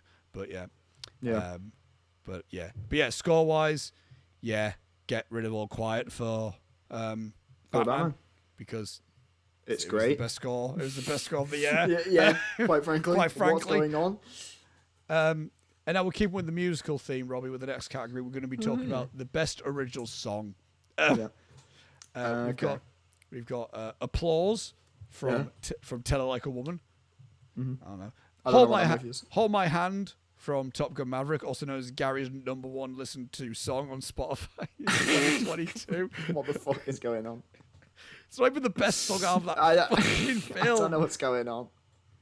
It's the boring ass credits song when you also could have had the One Republic one. I haven't heard either of these. You know the one, the beach scene. That song. Yeah, absolutely get that one in there. Yeah, come on. But also nominated, we've got Lift Me Up from Black Panther: Wakanda Forever. Sure. Natu Natu for RRR, also known as the film, the song that is a banger and should be the one that wins. Oh, okay. And This Is a Life from Everything Everywhere All at Once, which is a good song. I think that was the end credits song. It's a good song, getting really well done. It's Mitski who did that song, who I like a lot. But it's also not it's not best song of the year. You know what I mean? It's a good one, but it's not. But yeah, Natu should win. So here's my thing with these, right? I've seen Black Panther, and I've seen Everything Everywhere All at Once. So I must have these songs. I must have heard these songs. But as far as I know, in my brain is going, you've not heard any of these. I don't think I've heard a single one of these songs, but I've seen both those movies, so I have definitely heard them. And I have heard Lift Me Up because it's Rihanna, right? It's a Rihanna song? Yes, that one's Rihanna. Yeah. They released that before the movie came out, so I've definitely heard it at least twice. And I don't remember it at all. I couldn't tell you what it goes like or what the fuck is anything. So this category sucks, and let's move on. and I sent you the clip that Natu Natu played. Oh yeah, that was good fun. Yeah, I think that's going to be opening the show. Natu Natu is going to be opening the Oscars. So good. That's excellent. I'm excited for that. How many jokes? It's going to be a big Tollywood Yeah, it's gonna be a massive Tollywood just dance off and shit. It'll be insane. How many jokes? What have they got? Have they got a host this year, or are they doing the multiple? It's Jimmy Kimmel, isn't it? Oh fuck it. Okay. Well then, my answer is my answer to my own question, which was going to be how many jokes do you reckon we're going to get about the Will Smith situation? So many. The answer is infinite. It's all going to be that, I imagine. Every joke will be that. Do you know what? What if they got Chris Rock to host the awards, we would have less jokes. Oh my god! Yeah, than what we're going to have. But have you seen the clip from his newest stand-up special? No, I need to see that special. But oh really? Let's just say he doesn't not talk about it. Let's put it that way. Really? Not surprised. Oh my god, he does a whole thing about how Will Smith's wife was fucking her son's friend. Oh, does that? He's says about how we've all been cheated on, but no one's been cheated on, and then interviewed about it on national television. That's such an embarrassing. Yeah, she was like, I was sleeping with you and sucking somebody else's dick. How does that make you feel? Turn the microphone. I felt it's so. Fucking amazing. It's such an embarrassing It's awful. God bless. Here we go. Next category, we got production design. Robbie. Oh yeah. Nominations for this one are All Quiet on the Western Front. Yeah. Avatar: The Way of Water. Why? Okay. Babylon. Are you still laughing about Avatar? Are you still I'm laughing. I've read ahead. Just read the next one. Oh, Elvis. Every fucking time. It's every single fucking category. You didn't get. Weird enough, there was not a song nominated for original song in Elvis, and they released an album with loads of original songs. Yeah, they're all dog shit. No, there's a few good ones on there. There is. Okay. There's the Maneskin song that I like on that album. The Denzel Curry song I dig. Jack White did a song. Do you not like the Hound Dog remix? The Doja Cat. Is that one for you? It's not a good one, but it's a funny one. It's a funny one. Oh, and also The Fablemans is nominated for production design. Sure. It's certainly a movie set in the past. So. Yeah, I mean, I want Babylon to win this one. Yeah, I mean, I love Avatar. Right? I really liked that movie. My number 6 movie of the year. But can you give it a production design Oscar for being completely computer generated? Is that allowed? Because production design in real life, you make the thing and that's it. You can't fucking change that. I don't know if they're counting some of the spaceship stuff. Do you know what I mean? Because that would have been. I guess, but But how much of that? Yeah, because they're all everything is a CG model anyway. Yeah. So if they go production design, yeah, but if we don't like that, we can just fucking take it back into Blender and tweak it. Well, they're not using Blender, but you know what I mean? You can tweak that until it's perfect. That's it's cheating basically. Yeah. I don't know. I mean, fuck it, give it to Elvis. It's a laugh in it. At this point, you're like, fuck it, why not? Yeah, Elvis. No, I'd want Babylon to win, probably, I imagine. Yeah, no, Babylon. But I don't understand why Everything Everywhere is not nominated. Because it should be nominated and should win. So I don't get that. I had a bit of a phase of just watching a load of Daniel's interviews, and everything Everywhere at Once was Phil, apart from the laundromat, and the exterior stuff, everything was shot in one place. They literally mental. They literally because they were like, oh, it's economic. It's easier for us if we just have a base and then we set design every room. The interior of their apartment in the same building as the tax office. That's mental. So yeah, that's so cool. And that's not nominated? Yeah, what the fuck's what's going on? Okay, here we go. This comes to the time of where I'm going to read out some IMDb plot synopses. Yeah, you don't need to for one of them. Is it the first one? Yeah, I've seen it. It's good. I need to watch it. And, Likes it. And that category is the short animated film. Yep. Category. First one we got is The Boy, the Mole, the Fox, and the Horse. I'll give it a watch. Loved it. So I won't read that. We got The Flying Sailor. Go on. The Flying Sailor. Sounds then good. We've got Ice Merchants. Then My Year of Dicks. That's the one for me. And An Ostrich Told Me the World is Fake. And then it cuts off on the back of it, so I don't know. So, but the Flying Sailor. I like to know what I want to think. That last one isn't a film. It's just the guy that wrote the ballot. It's his weird fucking subliminal note he's leaving. And not just told me the world was fake, and then someone was like, "Dude, you're writing a ballot." He goes, "Oh yeah, shit, sorry, short film live action." You start writing his manifesto. yeah, he was reciting his diary. But if it is, I would like it to finish with, "An ostrich told me the world was fake, and I burnt it to the ground." Is how I would like that tale to be. The plot synopsis for The Flying Sailor, Robbie. Yeah, sure, I'll go for it. We got a sailor is sent hurtling into the sky by a Halifax explosion. Like the bank? Don't know. I hope it starts off with him walking to the bank to deposit some money. It fucking explodes. He just gets shot up into the sky by it, and the rest of the film is him just going, fuck, when am I coming down? Jesus.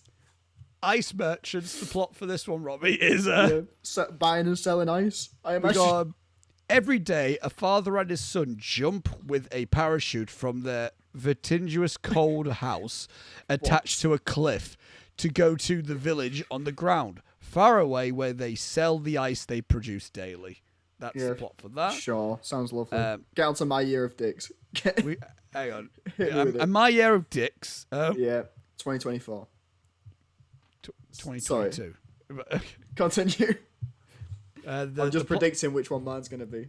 Okay. We got the... The plot synopsis for that one is Pam tries very hard to lose her virginity and always searches for the one. She's not alone. Her best friends are with her. Well, that's not exciting. That's not as exciting as that. I mean, it sounds like, she's trying to lose her virginity, so it is genuinely a year of her dicks. year of dicks, but... Yeah, but I don't know. That doesn't sound as exciting as I thought it was going to. And, right, an ostrich... Let me find out what the fucking name of this is. Yeah, what is the name of this film? Right. An ostrich told me the world is fake, and I think I believe it. Oh, well, that's not as exciting, and then I burned it to the ground. Is a little claim... I'm going to show you the... It's a little claymation short. Ah, okay. Is what it is. I like claymation. And the plot synopsis of this one is a young office worker uncovers the flaws in his stop-motion universe with the help of a mysterious talking ostrich. That sounds amazing. So it's a bit meta. Where can I watch this? I don't know, probably just on Vimeo. That sounds right up my fucking street. I'm going for that one. I'm not going for the one that I haven't seen. I've actually seen one of these and thought it was good, but I'm going for the ostrich one. Not the flying sailor who blew up in Halifax and then kept flying. that possibly. Yes. Nominations for Best Short Film Live Action are not Love Bethany or A Story of Love and Planet Warfare. So what's even the point? What the fuck is this? So the RTS all over again. Bullshit, man. Anyway, the I'm nomination about that. Sorry, continue. You emailed them, did you? I'm going to, yeah.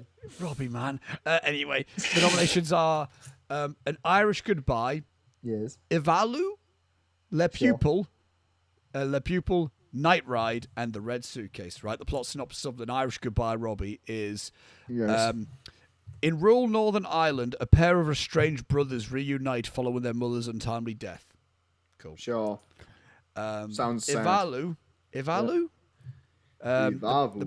The premise for this one is Ivalu is gone. Her little sister is desperate to find her. Her father does not care. The vast Greenlandic nature holds secrets. The search for Ivalu is on. Okay. All right. Le Pupil. Yep. Is the only French film I know. Is the only film that I know of because I know Alfonso Cuarón produced this one, so that's gonna win probably. Yep. The plot for that one is follow the rebellious girls of a Catholic boarding school before Christmas, a time of war and scarcity. Scarcity. I don't fucking know. Scarcity, yeah. Scarcity, yeah. Night Ride, not Night Shift. Is the plot synopsis of this one is a lonely driver takes a mysterious couple home, but when the female mysteriously dies in the back seat, the driver and boyfriend must figure out how to get out of the situation. You call the police. Yeah, you call it. Yeah, you call the police, I guess. Yeah. You didn't kill them, did you? But fucking yeah. The red. That feels like I would watch that and go, there's a simple enough solution to this. You don't need to make it anyway.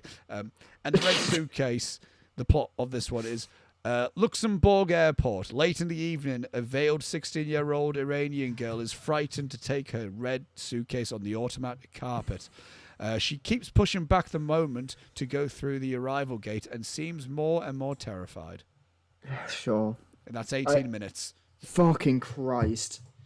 The one with the dead person, because it sounds actually fucking interesting. Night Ride? Yeah. I mean, Le Pupil will win because Alfonso Cuarón produced that one.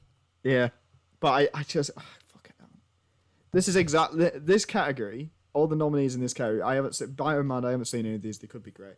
Yeah, but, they could blow my mind. They could be fantastic. But this list of nominees is the exact reason I made a story of Love Minority Warfare. Just something a bit fucking different. Do you know what I mean? Jesus Christ, why does every short film want to be so fucking sad all the time? Jesus Christ.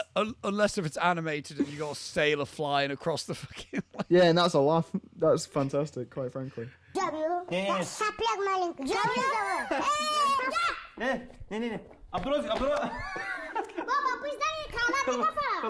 And we're back. Literally would have been seconds for you lot, but it's been a whole shift for me and then a sleep for both of us. Yeah. So. Yeah, I fell asleep when I was waiting for you to come home. I'm sorry. It's fine. We don't need to dwell on it. I accepted it was going to happen when I didn't hear from you from like a message, and then I called you twice. I was like, "Yeah, I'm just going to go to bed." Yeah, he's probably asleep. I wasn't going to hold it against you. I was like, "All right, well, I'm just going to go to bed then." Right. Oh God. So the last thing we talked about was best live action short film. So the next category, Robbie, for this, okay, is sound. Best sound. Oh yeah. Jonathan Newdale. Yeah, he's like, "Oh, has anyone thought?" Has anyone ever thought about sound? The Oscars didn't because they originally... Do you remember when they had like 2 categories and then they probably realised they didn't know what the... They actually probably didn't know what the fuck either of them were, so we fuck it sound. Because they had like sound mixing and sound editing. And then I think it got to a point where like just the same films were nominated and the same film would win. So the same film would win both, and it would usually be if Christopher Nolan's come out with a film, or if there's one that's loud. It's probably going to be that. It's just really the loudest film, and the nominations for the what? What were you going to say? Do you remember it would have been the 2018 Oscars, and Baby Driver was not nominated for either sound. Yeah, category. no, it was. I'm sure it was. It was. I think it was. No, it was nominated for mixing, wasn't it? Yeah, but not editing for some reason. But not editing. What the fuck are you talking about? It's like they don't understand what it means. Anyway, this year's nominations, we got All Quiet on the Western Front, Avatar: The Way of Water. I nearly said Avatar: The Last Airbender. Just naturally, my mind just nearly said that. The Last of Water. The Batman. Elvis again. This motherfucker keeps popping off. Just fuck off. And Sick of it, mate. And Top Gun Maverick. Yeah, this is a fine guy. There's probably some glaring one that I'm like forgetting. That's definitely missing. Do you know what I mean? Yeah. Like, I mean, I personally would probably want Avatar to win that. I'd want the Batman out of that lot. Oh, really? Yeah. Well, when I rewatched it again about like a few weeks ago, I was like, damn, the sound design on this is. I mean, really... the Batmobile chase sequence is fucking. It's the Batmobile, but also it's so good. There's that, and there's just like little things like when he's like slipping off the contact lens from his eye. Or like, yeah. Like there's a load of like little things, or like when he's got his little gadgets, like. Yeah. So, no, it's nice. I can get behind that. And his boots when he's walking out of the dark for the first time. You hear those Wellington boots, basically. Yeah. Just, yeah. There's a lot to that sound. However, I think if Top Gun Maverick's going to be winning any category, it's probably going to be this one. Yeah. I think. Although, All Quiet on the Western Front's are probably a strong chance because it's a big, loud war film. You know? Yeah, exactly. That's what I'm thinking. But also, Top Gun Maverick's a big, loud plane film, so there's that as well. So there's and I think like even though the BAFTAs want to give it to All Quiet on the Western Front because we got really raging hard on for that film. Yeah, for some reason. The Oscars, in my head, it's like I feel like the Oscars would be more likely to give it to Top Gun Maverick. Yeah, they're cooler. Like cooler guys. Well, also Top Gun Maverick's a bit American. Well, it's quite a bit. It's quite a bit American. It's rather American. And I think considering it's gotten nominated for quite a few things, I would think it would get something. And I can't see any other category that Top Gun Maverick could win other than this one. Yeah. Like, as we've been scrolling through them all, and as if they go, and Best Picture goes to Top Gun Maverick. Yeah. Just like, wait, what the fuck? Yeah, excuse me. But yeah, it's a fine category, I think. Yeah, all right. This next one's going to be very swift. Oh, it's pointless. It's so pointless. The next one's Best Visual Effects. We've got well, the other nominations are All Quiet on the Western Front, Avatar: The Way of Water, The Batman, Black Panther: Wakanda Forever, and Top Gun Maverick. I mean, it's going to be Avatar. And it's gonna be Avatar, and I want it to be Avatar. But can I just ask us a quick question? Yes, you're the VFX boy out of the two of us, so go on. What the fuck is Black Panther doing here? No, that's my thought. Yeah, no, yeah, exactly. What? What's Black Panther doing here, and why isn't RRR in its place? Like, that's what I'll say. What is happening? I would also say get rid of Black Panther and put in Everything Everywhere. Because yes. all of the VFX in that film were done by like 4 guys just in After Effects, 2 of which are the directors of the movie. Yes, yeah. So, what's that about? What are we doing? What is this? It didn't even get shortlisted. That was It doesn't make sense. But like, I remember Dan Kwan was like, "Oh, well, in honor of the film not being shortlisted for the Oscar, here's a bit of just some like a behind the scenes video of just," and he just posted like a video on his Instagram story of just like, you know, the scene when Michelle Yeoh's like flying through like a load, like she's like flying through, and she's like whatnot, and it's like there's like footage of when Dan Kwan just walked around a city with his phone. And that was just the backdrop on there and stuff. But, the visual... I think that's an example of, like, visual effects being used. Well, I think Daniels generally, if you look at their short films and their films, like, they're just geniuses with visual effects. Because they're like... Well, you can see there's visual effects, but it's not, like, the main property of the frame. Yeah. But it's important to the story. So they've got the perfect in between ground there. I also dig the Batman being there because obviously with the LED screen, I forgot the name of the technology. The stagecraft. Stagecraft. Yeah. So I mean, and they do a good job with that. That's really good. Yeah. Gary pointed out to me the end shot of the Batman was on there. I went, was it? And he went, yeah, the one where he's like riding on the bike and there's the low angle. I went, oh yeah, of course it would have been because they would have just attached the camera. They would have attached the camera and go, so Rob, just ride and then look down for a bit. just ride and then don't look at the road for a bit if that's all right. Just see what happens. We just see a It's like, no, did you not remember the behind the scenes footage of that? Or Kill Bill Volume 1. No, of the Batman where the stunt guy on the motorbike and he came down the road and he fucking skidded it out and fell off it. I'm also a little bit confused at Top Gun Maverick. I obviously there will be visual effects, but that film prided itself on we flew real planes. We were real. So I'm like, again, I'm sure there is visual effects, obviously, but how much is there in that film? And I don't know. I think a lot of it as well. Like I think sometimes they nominate things that are mostly practical because they like kind of lob practical effects in with it. Not the same thing, by the way. I would think but I would think that would either go under. I mean, depending on what the effect is, either costume, makeup, or production design. Do you know what I mean? Like, you would think so. Well, I mean, like. Did Pinocchio get nominated for production? No, it didn't. I think it was in the running though. I think they were trying to like get nominated for Kubo and the Two Strings got nominated for visual effects. That was it. Yeah. That's cool. But I think that's because that film had some CGI in it as well. Yeah. Good film. Right, we're in the final stretch of the nominations, the last 3. The next category we're going to talk about is adapted screenplay. The weaker of the 2 screenplay categories, I will say. The nominations are All Quiet on the Western Front, Glass Onion, Living, Top Gun Maverick, and Women Talking. I've seen all of these but Living, so there's my... I think, I mean, for me, right, I don't... So sequels count as an adapted screenplay? Yeah, because it's based... Why? Because they're adapting it from... Because there's already established characters type of thing. Do you know what I mean? Yeah, I guess. Like it's not totally original because the screen, even though Ryan Johnson did adapt this from anything, it came from his own mind. Yeah, he's taken the Benoit Blanc character, who's already been. No, yeah, that's I guess it's a weird sort of stretch for me. I'd like Glass Onion to win it, but it won't. So that's fine.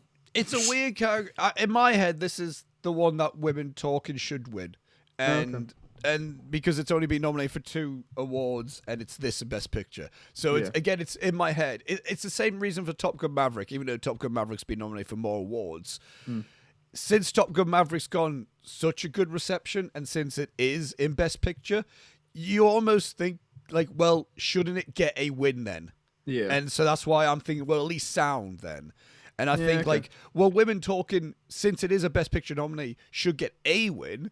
And the only other thing it can win is adapted screenplay. Now, that being said, I'm not saying it should win just for that reason. I actually do think it's a deserving screenplay in this category.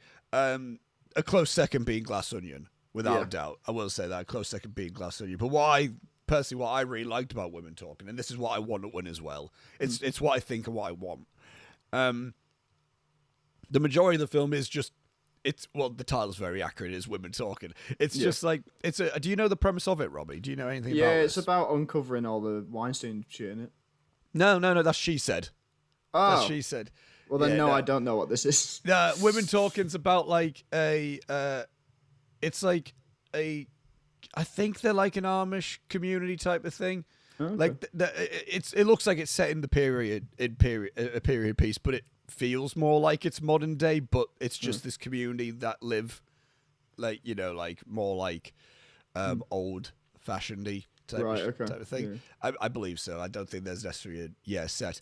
And the women find out that all the men in the community, because they were waking up like they've been waking up to like being bruised or rapes or whatever like that, and they would just kept getting told, oh, it's the devil, the devil's doing it in your sleep.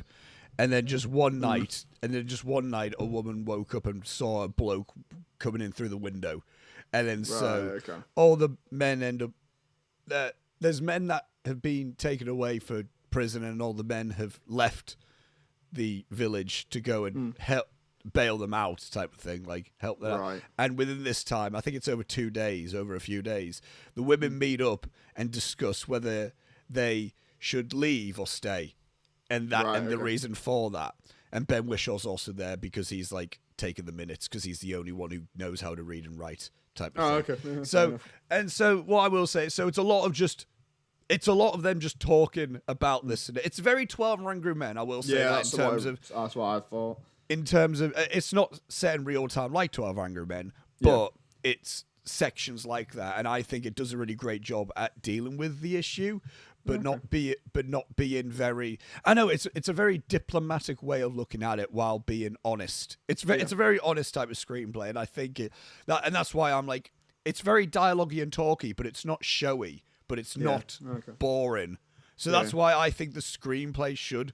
And even though the Glass Onion screenplay is great, that's a very stylized, showy screenplay. That's very like, and then this dialogue that's really cool and quippy, and then this plot point that's all turny and weavy. Whereas like what Sarah Polley did with the Women Talking screenplay, I think it's more like, it's not showy and yet it's still really engaging. So that's what I think. But I could also, and Women Talking also did win the. Oh, hello. That's my original alarm to wake up.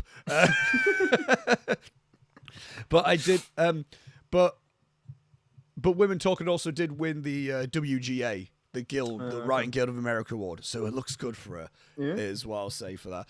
Although, because if Women Talking didn't win, I would say it looks dangerously close to All Quiet on the Western Front winning. Yeah, But I also will say Women Talking wasn't even nominated at the BAFTAs. I believe so. So there's that as well. Knows? But I also think it's more likely Women Talking would win. But I also wouldn't be disappointed if Glass Onion did win. Yeah, I will say that. I guess Top Gun Maverick has to be there because what else? Yeah. I mean, the thing is, it's a good screenplay. It is a good screenplay, and and when I say screenplay, I do want to say I haven't read any of these, but what I mean by like what I saw on screen, like this type of thing, which is not how they judge the screenplay category. I will say they judge the screenplay category by getting sent the scripts and then rating it and going, yeah, all right, yeah, that's pretty good. How the In Bruges screenplay never won, then I will not know. Yeah, I've read that one. It's great. That's a great one. It's a lovely read. It's not even like it's just like a good script. It's just like, oh, this reads really nice. Yeah, no, it's so good. I'm considering just reading it again. Like it's like it's my favorite book or something. Yeah, no, but no, yeah, the Women Talking. That's the adapted screenplay. But Glass Onion as well would be cool. The original screenplay category. Now, this one's the more interesting of the screenplay categories, and I'm not sure if we all have things to say about this, Robbie. Could I just quickly say something about the original screenplay category that I saw on Twitter that was really funny? I don't know if you have seen this. Someone handed in their voting ballot. All right. Someone from the Academy handed in their voting ballot, and put forward Everything Everywhere All at Once, right? But the reasoning that they give, is like, this is the most original screenplay in years. And it's like, you do know that that's not what best original screenplay means, right? It's not which is the most original. It's just the screenplay that's original. I genuinely think so many of the Academy members just don't understand what a category is. They're like all in their 80s and they've got no idea what the fuck's going on. Yeah. They spiced up a few years ago, but again, I still think there's a core few. There's still a good lot that are still there, but yeah. But the original screenplay category nominations go like this: we've got Banshees of Inisherin. Oh yeah. Everything Everywhere All at Once, the most original screenplay in years, apparently. Yep. The Fabelmans. Yep. Tar and Triangle of Sadness. This is a good category. This is quite a strong one. I've seen 3 out of 5, and I know that. Yeah.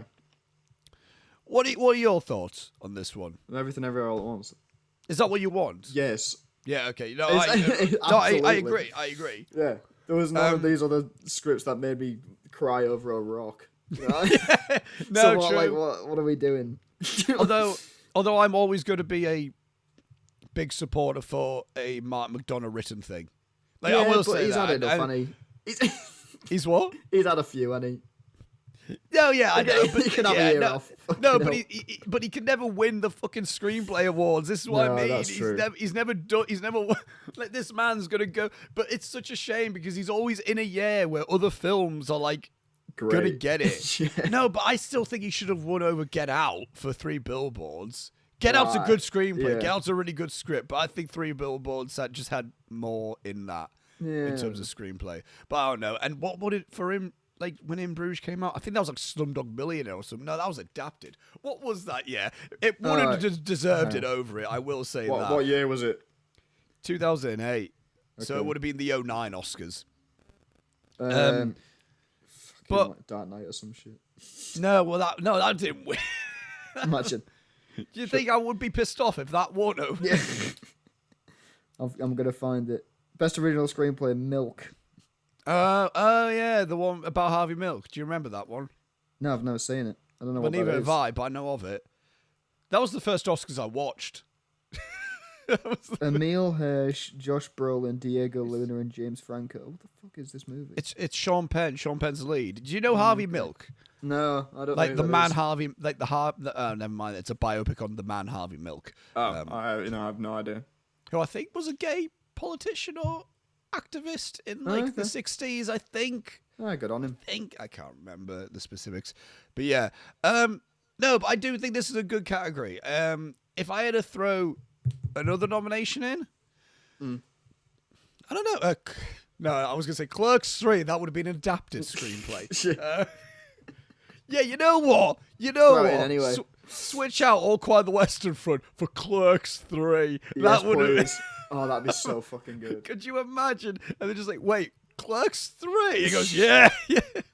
And then people wait, radio's like, watch it. And then it's great. It's so good.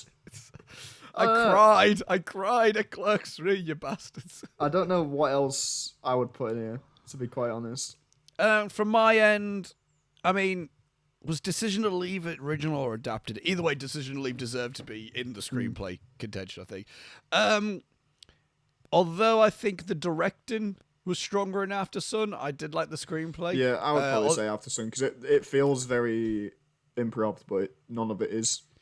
Yeah, no, I think I remember watching an interview, and I think like Paul Mescal was like, like 95% of it was not improv. It's like, okay. It's all as she wrote it, which is and crazy. it's beautifully subtext in the sense of like I'm not going to spoil After Sun, so don't worry in this video. But I will say it's like the fact that you never get told what happened, but you know what happened. Yeah. I just think that's like good writing. Probably Cha Cha Real Smooth. I really like the screenplay for that. As I said, that film felt like a nice little indie flick from the 2000s. Yeah. So, which like Little Miss Sunshine and Juno both were Academy Award winning screenplays, I will say. Yeah. So, that would have been neat if Cha Cha Real Smooth could be nominated, but that wasn't getting nominated for anything. Nah. But yeah, no, but to be fair, it's a good category. I even like, there's a lot in there, and they're all different types of scripts. I think they're not the same. Like Banshees, Everything Everywhere, Fablemans, Tar, Triangle of Sadness. They're all very different types of films. Yeah, but they're already well written, so it's a good category. Again, I remember thinking to myself, I think this is when I was thinking Banshees was going to be the big winner overall. Like, remember that like a few months ago? So I was almost gonna like prepare myself to be like, oh well, I'll be really happy for that winning screenplay. Even though in the back of my head I'm like, Everything Everywhere though. Yeah. But Everything Everywhere has been winning screenplay categories. It won at the Guild Awards for screenplay. It won at the Indie Spirit Awards. I think it won at the No, I'm not sure if it did win at the Globes. I can't remember. But either way, it's been winning the Writer Awards. I will say that as well. And hey, if Daniels wins this and directing, hey, we get them twice on stage. Hey, I mean they won't, but it's a nice thought, isn't it? Don't you? Okay, this is gonna be interesting. This is gonna be interesting. But I want Everything Everywhere. To win that, and we'll go on to the final category before we start clocking in our actual final predictions. We got Best Picture. The nominations for a full 10. First time in a while that it's been 10 films nominated. The nominations are All Quiet on the Western Front, Avatar: The Way of Water, The Banshees of Inisherin. I almost said The Businesses of Inisherin. I don't know why my mind read business. The Businessmen of Inisherin. It's just a couple of guys with briefcases walking around. Hey, you know what? Next Mark McDonagh film, get Colin Farrell and Brendan Gleeson. It's just two businessmen. Just two businessmen going up against each other. Oh, I was going to say they're both like door-to-door salesmen, and they can't quite sell anything. I'd like it like a You've Got Mail situation where Colin Farrell owns a small bookshop and Brendan Gleeson owns a really big bookshop, and they get into some fisticuffs. I was going to say that'd be cute. Yeah, no, they don't fall in love over email or whatever like that. You said You've Got Mail, and like Brendan Gleeson, Brendan Gleeson and Colin Farrell was like, oh, that'd be sweet because they genuinely love each other. Those two men are genuinely in love. God bless him. But also nominated Elvis.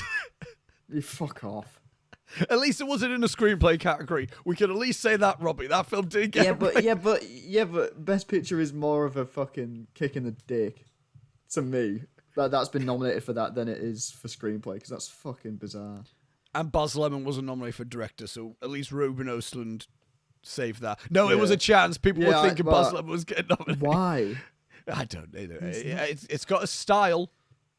Yeah, but it doesn't mean anything. It's got a style. Everything Everywhere All at Once is also nominated. The Fablemans, Tar, Top Gun Maverick, Triangle of Sadness, Shut Up, and Women Talking. It's a good joke. I've been waiting to make that joke.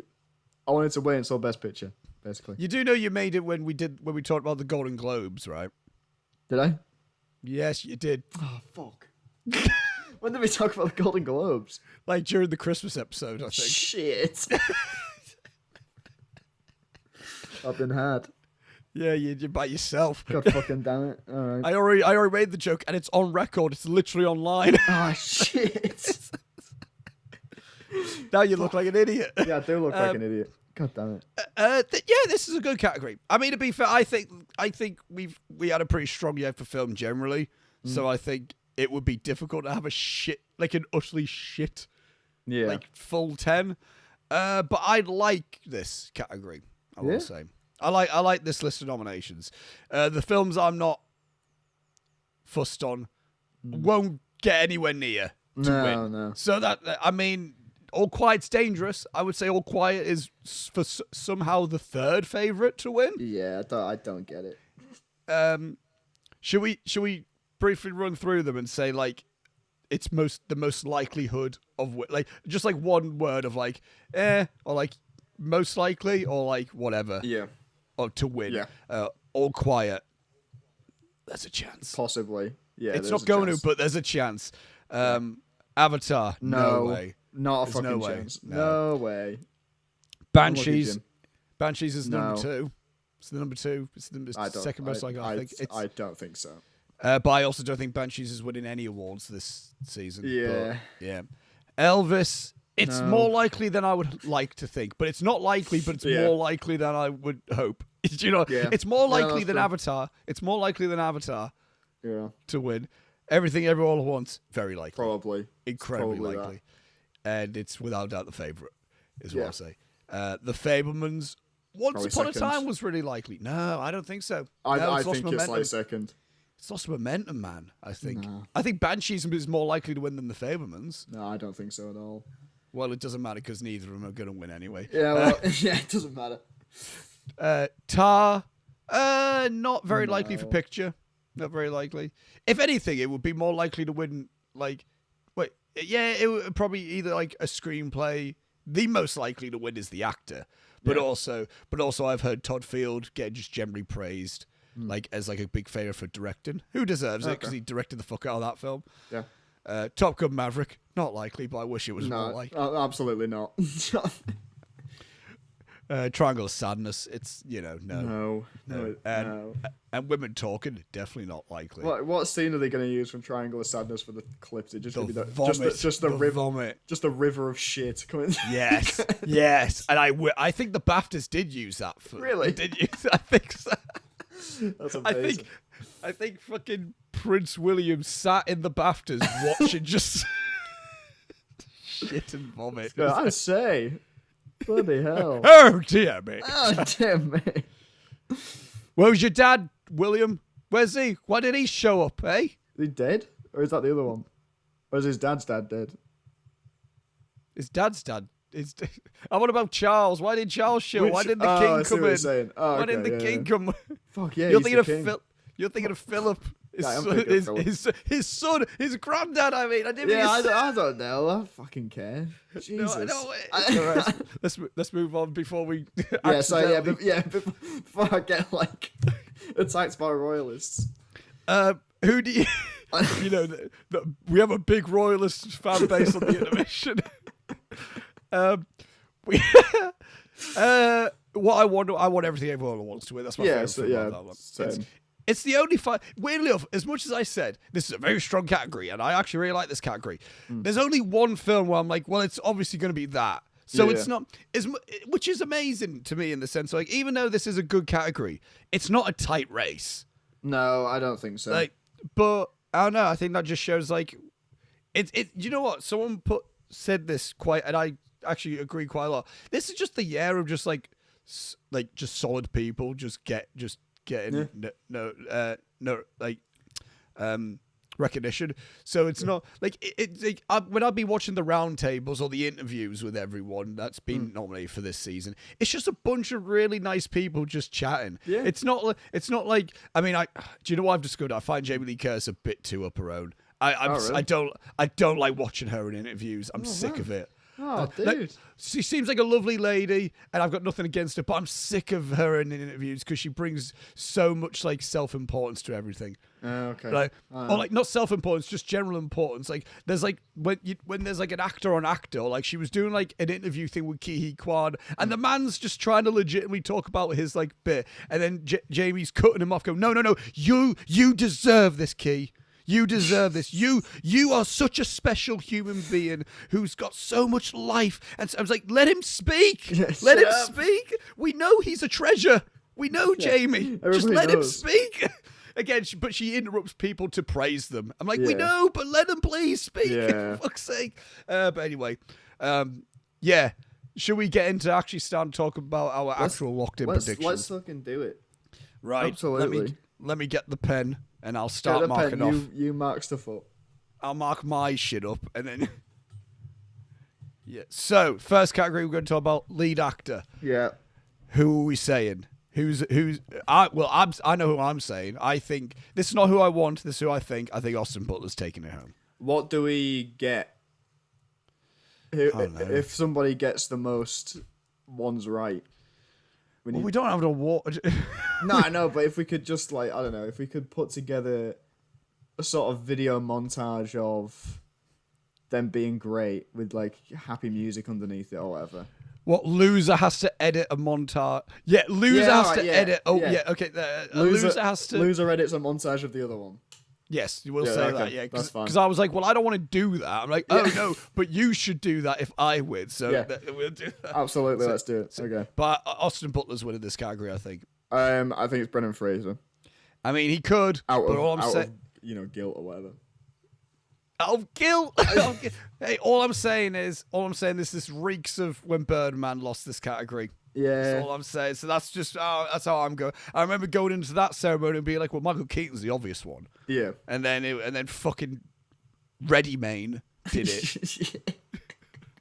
Ready Ed Main. Ready Main. Not I think that was like a pretty much it joke. It was like Ready Main, not Gucci Mane, Ready Main. Ready Main. Actor in supporting role, we don't need to say it's Ki Kwan. Yeah, it's Ki Kwan.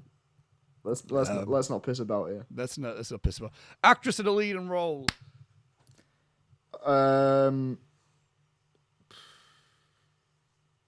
This all depends. Yeah. How the Oscars were played. If this is like a Parasite, then they'll give it a Michelle Yeoh because then it'll just be a big old everything everywhere circle jerk, which is what I want to happen. Yeah. But do I think it's going to happen? No. Do I think it's going to happen? It's Blanchett, is what I'm saying. I don't know whether to play devil's advocate in that scenario and then say Michelle Yeoh. Because I've been saying Cate Blanchett. Yeah. But Blanchett didn't win the SAG. So that's my thought. But I'm going Blanchett on it. I don't know whether to go safe or fun. Okay. Well, I'm going safe because I don't want to edit a fucking video. Quite frankly. Safe or fun? And that's me. That sounds like a bad sex life thing. I don't know whether to go safe or fun. It's assuming not safe is fun. Oh, Jesus. Oh, damn. You know what? I've been saying Cate Blanchett for... so I won't deviate, even though my heart wants Michelle Yeoh. And I do think there's a chance, but I don't want to go off a chance. Yes. I'll go off safety. Okay. Because if I get that wrong, then we both get that wrong. We're not. Which is fine. So we're fine. Actress in a supporting role. My God, Robbie. What the fuck's going to happen with this Angela category? Bassett. Is it? It's going to be Angela Bassett. Yes, it is. But the Academy aren't giving a shit. The Academy aren't giving a shit about this. Okay, it's going to be Angela Bassett. And they're going to go up and somebody's going to make a fucking shit joke about how she did the thing. And it's going to be awful. And then she's going to sit down and everyone's going to forget she was ever in it. So that's fine, isn't it? Well, it could be that. It's exactly what's going to happen. Yeah, it could be that. I can see that happening where she wins, then everyone goes... everyone rewatches Banshees or everyone rewatches Everything Everywhere like in a few years' time. And they go, wow, Stephanie Hsu was really great. Did she win? No, she lost. Wait, to who? To again? It went, oh, who was it again? And then they go, oh, yeah, it was Angela Bassett in Wakanda Forever. He goes, oh, yeah. Why? Like, I can imagine that happening. Yeah. This is what I mean. Like, as much as I think like this is a really nice nomination list, like overall, the overall Oscars have a nice nomination list. I still think they're going to do the same bullshit. This is why I think Austin Butler's winning. Yeah. And this is why you know what? I'm going to go Angela Bassett. I will say that as well. Again, same reason as Cate Blanchett. I think out of all the acting categories, this is the most up in the air. Yeah. Because I can see Jamie Lee. I can picture Oh Jamie my Lee God, Curtis imagine. walking on it. I can picture it. Jesus Christ. But in my head, if Jamie Lee Curtis is winning, then Michelle Yeoh's winning. Yeah. That's so just say that. But as of now, I think I'm going with my original picks for this category, apart from Austin Butler, because I used to think Fraser was winning, but Austin Butler's been winning this. Yeah. He's been doing it. Ridiculous. Anyway, animated feature film, it's Pinocchio. It's Pinocchio, yeah. Pinocchio's winning. Because it's stop motion. It shouldn't be, but it's Pinocchio. No, I think it deserves it. You haven't seen it. You could really like it. I know, but I don't. It's gonna be a sad, mopey, fucking folktale version of Pinocchio. It's based off the actual book. Yeah, exactly. That's what I mean, which is Pinocchio. more boring. So I'm gonna not enjoy it as much as I enjoyed fucking Puss in Boots. I'll tell you that much. And What? So you would? It should be Puss in Boots, but it's I haven't seen Puss in Boots. He hasn't seen Pinocchio. We're both in that stance of things. Yeah. So there we go. What if it's fucking turning red? That'd be crazy. Imagine it was the sea beast. Imagine it was the sea beast. Yeah, what the fuck? And the Oscar goes to the sea beast. And Yeah, goes, wait. What? Hang on. I want there to be there definitely has been when someone's won, and even the winner's been like, wait, hang on. Yeah, what? Yeah, Berger from at the BAFTAs when he won director. Oh, yeah. Quiet. Yeah, it was like, what? the fuck? Cinematography. It's going all quiet. Yeah, it's all quiet in the Western Front. It looks good, but it's yeah. Sure. Costume design. It's gonna go to Elvis, man. I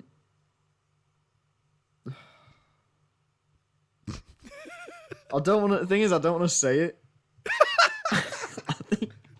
Robbie's got such this venom towards I hate this movie. You hate a sixth of it that you've seen. Yeah.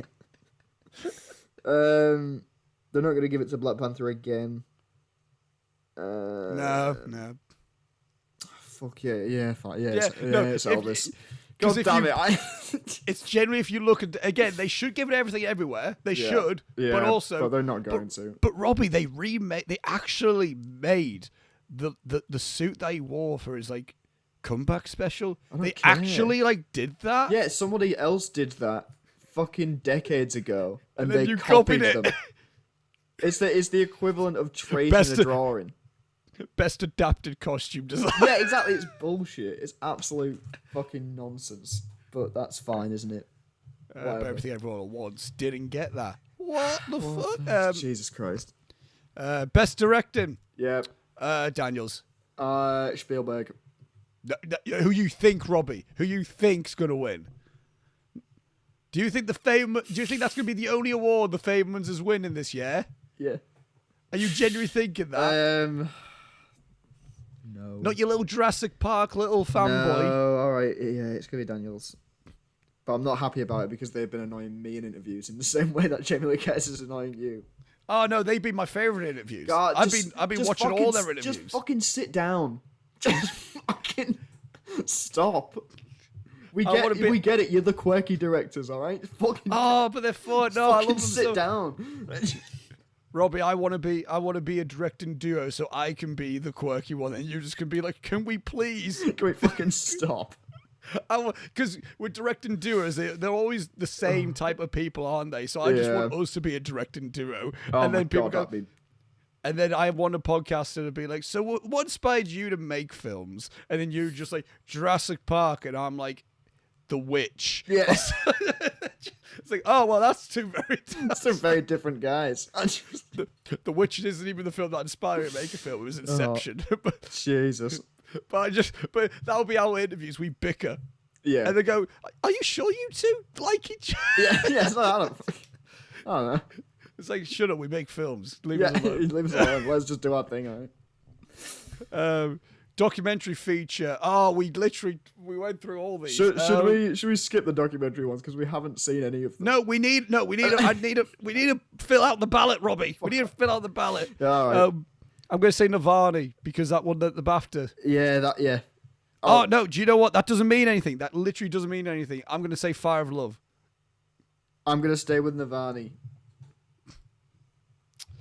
Could win, but there we go. I got Fire of Love in. Documentary short subject. I'm going to say The Elephant Whisperer. Yeah, same. Did they fuck the elephant? Did they fuck the elephant? Who knows? Probably. I hope so. I hope you. I really do hope so. Yeah.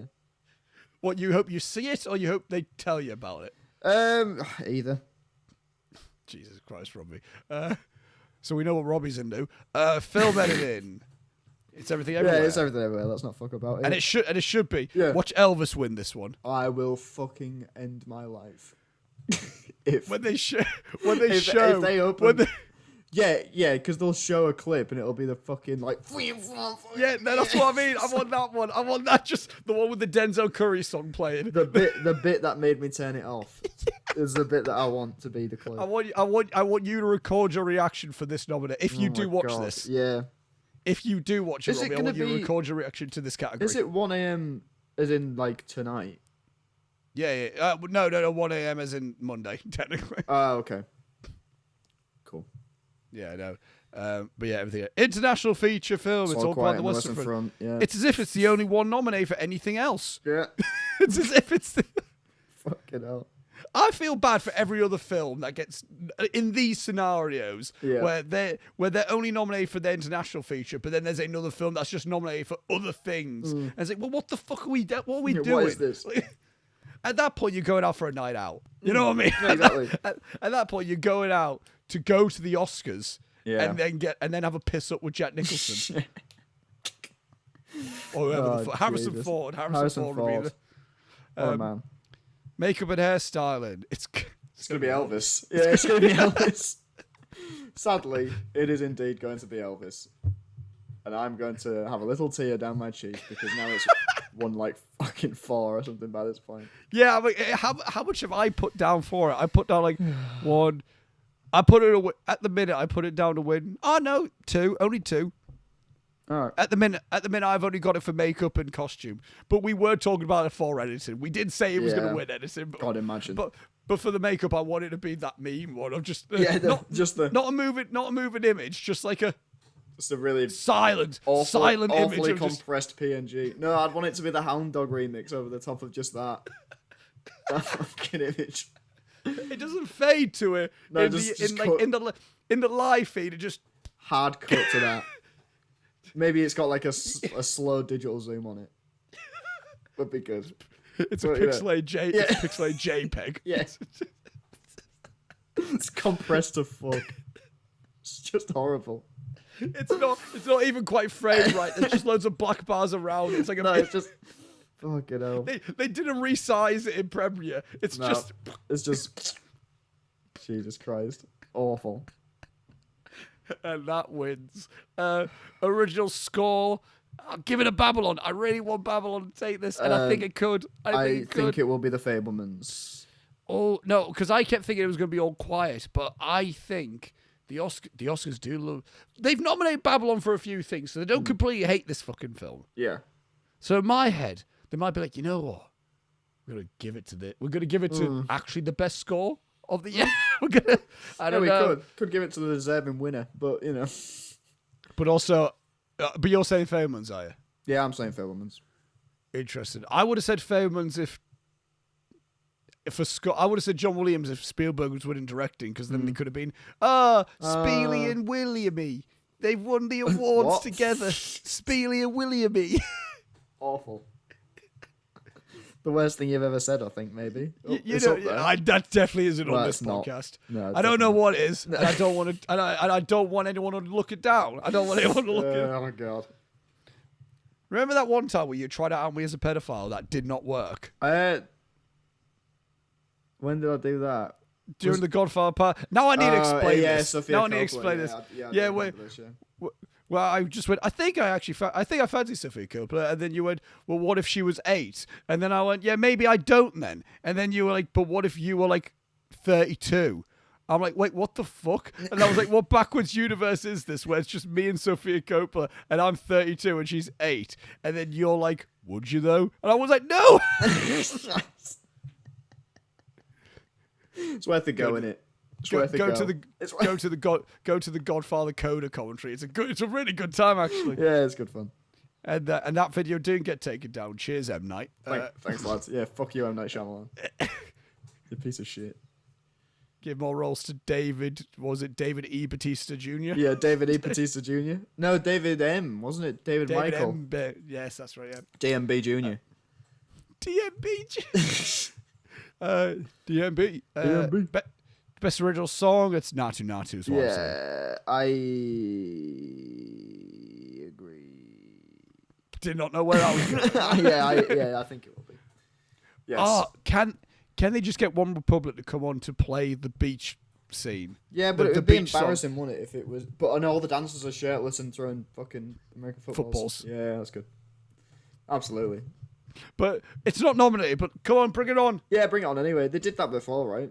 They've done it. Yeah, for what do you call it? Fucking which one? What was the song from Encanto that didn't get nominated that everyone fucking loved? We don't talk about Bruno. Yeah, that one that got performed even though it wasn't nominated. Weird. I hope. I don't know. There's gonna be so many jokes about the fucking thing at the BAFTAs. What thing? The fucking Ariana DeBose rap. I did it. You know what? There's gonna be so many jokes about it. I can't be asked. Oh, I don't think anyone gives that much of a shit at the Oscars to joke about the BAFTAs. I think Jimmy Kimmel will do it. I think he'll do it. I think he'll do it because he's a bad bloke. So. I think that man has the fucking balls to joke about that shit. It's like we're talking about like some like war criminal. Yeah, but I think he would do it. Yeah, he would do it. Absolutely, he'd do it. He'll take the low hanging fruit of a joke. Absolutely, he will. Well, because he hosted the awards where La La Land won, then didn't win, and then it was Moonlight, and then they brought him back the next year, and he was like, "Well, I'll try not to make that happen again." Yeah, fucking dickhead. So he's gonna come out and go like, "Could someone protect Chris Rock from Will Smith?" Yeah. Fuck's sake. Jesus. Imagine if next year Will Smith hosts the Oscar. I have a question about that scenario, the Will Smith thing. About Will Smith? Yeah, I mean, finally Robbie's thought of a question to ask about that whole fucking thing. What was Chris Rock doing there? What do you mean? Why was he at the Oscars? He was presenting an award. Why?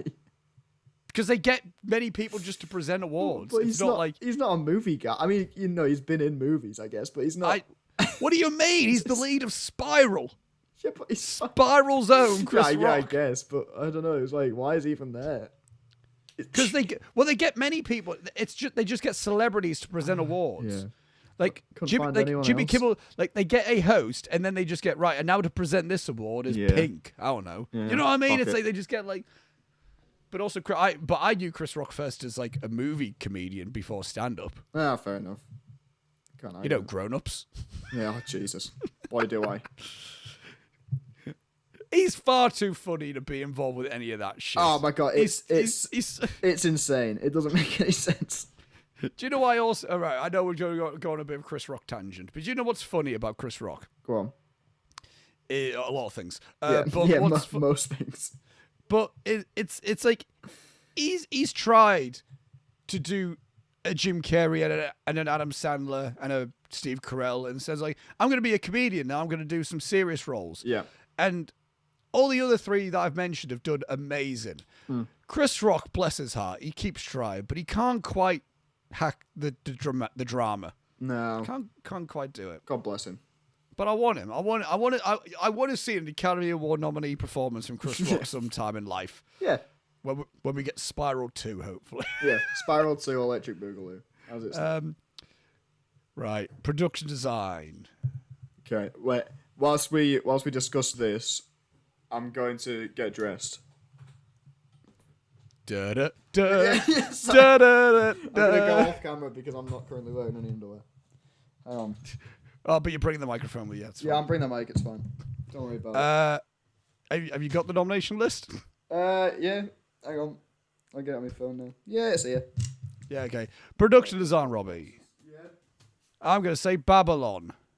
I'm not. I'm gonna say Elvis. It pains me to say it, but I'm gonna say Elvis. All right. Well, Babylon has been. To be fair, I will say this has been the only category Babylon has been winning this award season. Oh Jesus!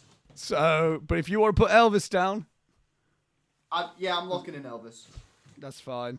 You can't see my mirror, right? No. Okay. That would be brilliant. That would be the worst thing that's ever happened, I think. Possibly. Like Robbie's news get leaked because he's an idiot. Because he's getting fucking dressed in a mirror. Jesus. Short animated film. I'm saying The Boy, the Mole, the Fox, and the Horse. Yes. Although the Flying Sailor did sound like it fucked hard. The Flying Sailor did sound like it fucked hard, but I think it's not going to be that. And also, I was looking forward to knowing more about My Year of Dicks, even though we found out it was actually probably a serious film. Yeah. And then I'd like that to have been, fucking stupid. and then an ostrich told me the world is fake, and I. Yeah, that should win. I would want that to win based on the premise alone. But it won't, and it will be what we said. The Boy, the Mole, the Fox, and the Horse. That one. Yeah. I'll give that a watch. I'll try and watch all of these. I liked it a lot. I'll try and watch all the short films because they're usually easily accessible online. Yeah, short. Yeah. Yeah, they are, Robbie. Yeah. Short live action film. I'm going to say Le Pupil because Alfonso Cuarón produced that one. Yeah. It's got a named guy that people know the name of attached to it. And the Oscars like giving awards to him. Yes. Oh, God. Sorry. Trying to get a sock on. Is that what you call it?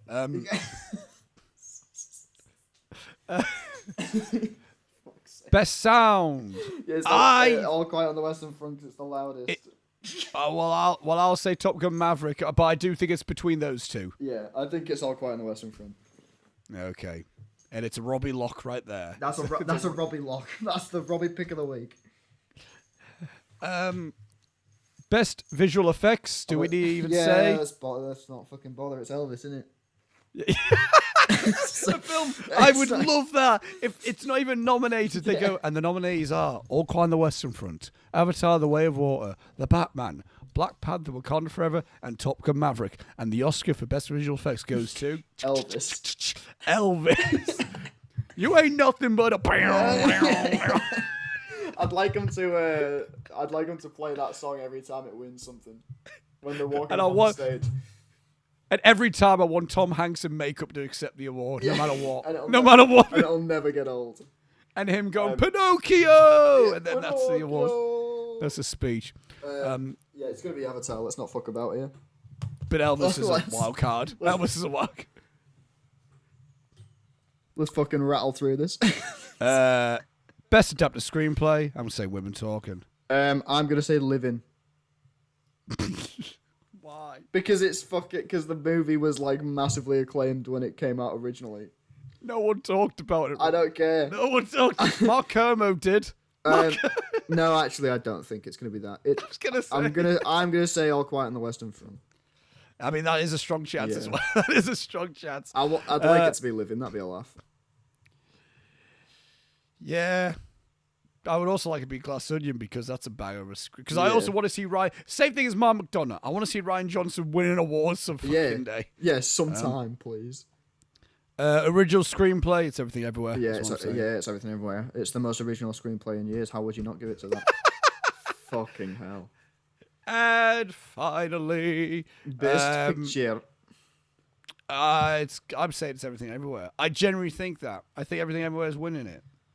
Best picture. Yeah, I think so. You know what? A month ago, I was still unsure, but as we've been ramping up, it's the hype's been getting stronger, and it's been winning more. Yeah. And if this does win, which I think it will most likely do, I'll be very happy. But there you go. That's our lock predictions. I'll flash them up on the screen, or probably just post them on Instagram so you can see what we both said. Yeah, we can be held to account. Yeah, I'll do something like that. And you'll hear from us about these nominations probably on the Wednesday, I will say. So it'll be a few days after the Oscars, but keep this in mind. That's the thing that I was going to say, Robbie. Yeah, go on. Are we good to record the Oscars recap episode on Monday when you get back from work? Yes, as far as I know, I don't think I have anything on Monday. I don't believe so. It's fine. So that's good. Cool. So we'll record it then. I'll probably edit on the Tuesday, and it will most likely come out on the Wednesday. I know that might be late for you lot, but that's just how things happen in the UK. Unlucky. But anyway, but when do we do things on time? When have we ever done things on time? It's never happened, I'm afraid. But anyway, thank you all for watching and listening to this episode. This has been an interesting episode. It's been lovely. In all sorts of ways. But hopefully the Oscars are a good time. Again, when this episode's out, it'll be the day of the Oscars. What do you guys think is winning the Oscar for everything? It'll be a fun time. I'm going to get a load of people I'm going to send this ballot to a load of people, and then it'll be a fun little thing. So obviously we've got our own little competition, Robbie, our own little personal intermission competition. He is. In terms of who wins the most, the loser has to edit a lovely little tribute montage of the winner. Yeah. But I'm going to get Angus to also fill one out, and I'm going to see. Oh my God, yes. And I'll probably announce the overall winner of everyone we know that I've given the ballot to. So that'll be fun. Yeah. If I lose the ballot, you're gonna look like a fucking idiot, mate. What have I got? When I win, you're gonna look like a knobhead. What else have I got in life? Exactly. Other than being right in this scenario. Yeah. In the Oscars, what else have I got? In this particular scenario, what else? What else do I have? Links in the description for our Instagrams and everything else. Once again, a reminder that there are mental health links as well in there. Hell yeah, the Instagram link, that is where all updates will be had. I'll probably end up be posting my reactions to awards as well. Yes. That might be just so keep an eye on the Instagram for general all stuff like this. Till next time, we will see you for when we recap the ceremony and we talk about the winners. There'll probably be something mental that happened. Yeah. Or nothing. Because that's also a thing that could happen at this ceremony. Who's going to slap who? Who's going to win then not win? Is Elvis going to win everything? Yeah, maybe Let's find out on Sunday. This Sunday. WWE presents the Oscars. Fucking Christ. Yeah, this time I'm going to... Thank you. I want Limp Bizkit to perform live. Awful. Thank you, everyone. Will Eminem show up again? Yeah, maybe he will and do Venom. I was going to say do RRR. He comes up and does Natu Natu. We didn't say who's performing Natu Natu, you fucking idiots. It's like, oh, damn it. Oh, damn it. Ariana Grande. What are you doing? And Ariana DeBose. Wait, what? Oh, God. Oh, my God. All. Oh, my God, they're playing Venom. Ariana DeBose? What are you doing here? Eminem comes on and performs RRR, and then Ariana DeBose comes on and performs Venom. It's the most confused fucking Oscars. Oh, Jesus. And then Kimmel walks on. Yeah, so. Yeah, so Will anyway, Smith. Elvis. Will Smith and Elvis, eh? Oh, Jesus. Thank you all for watching, listening. Sign us off, Robbie. Ta-da!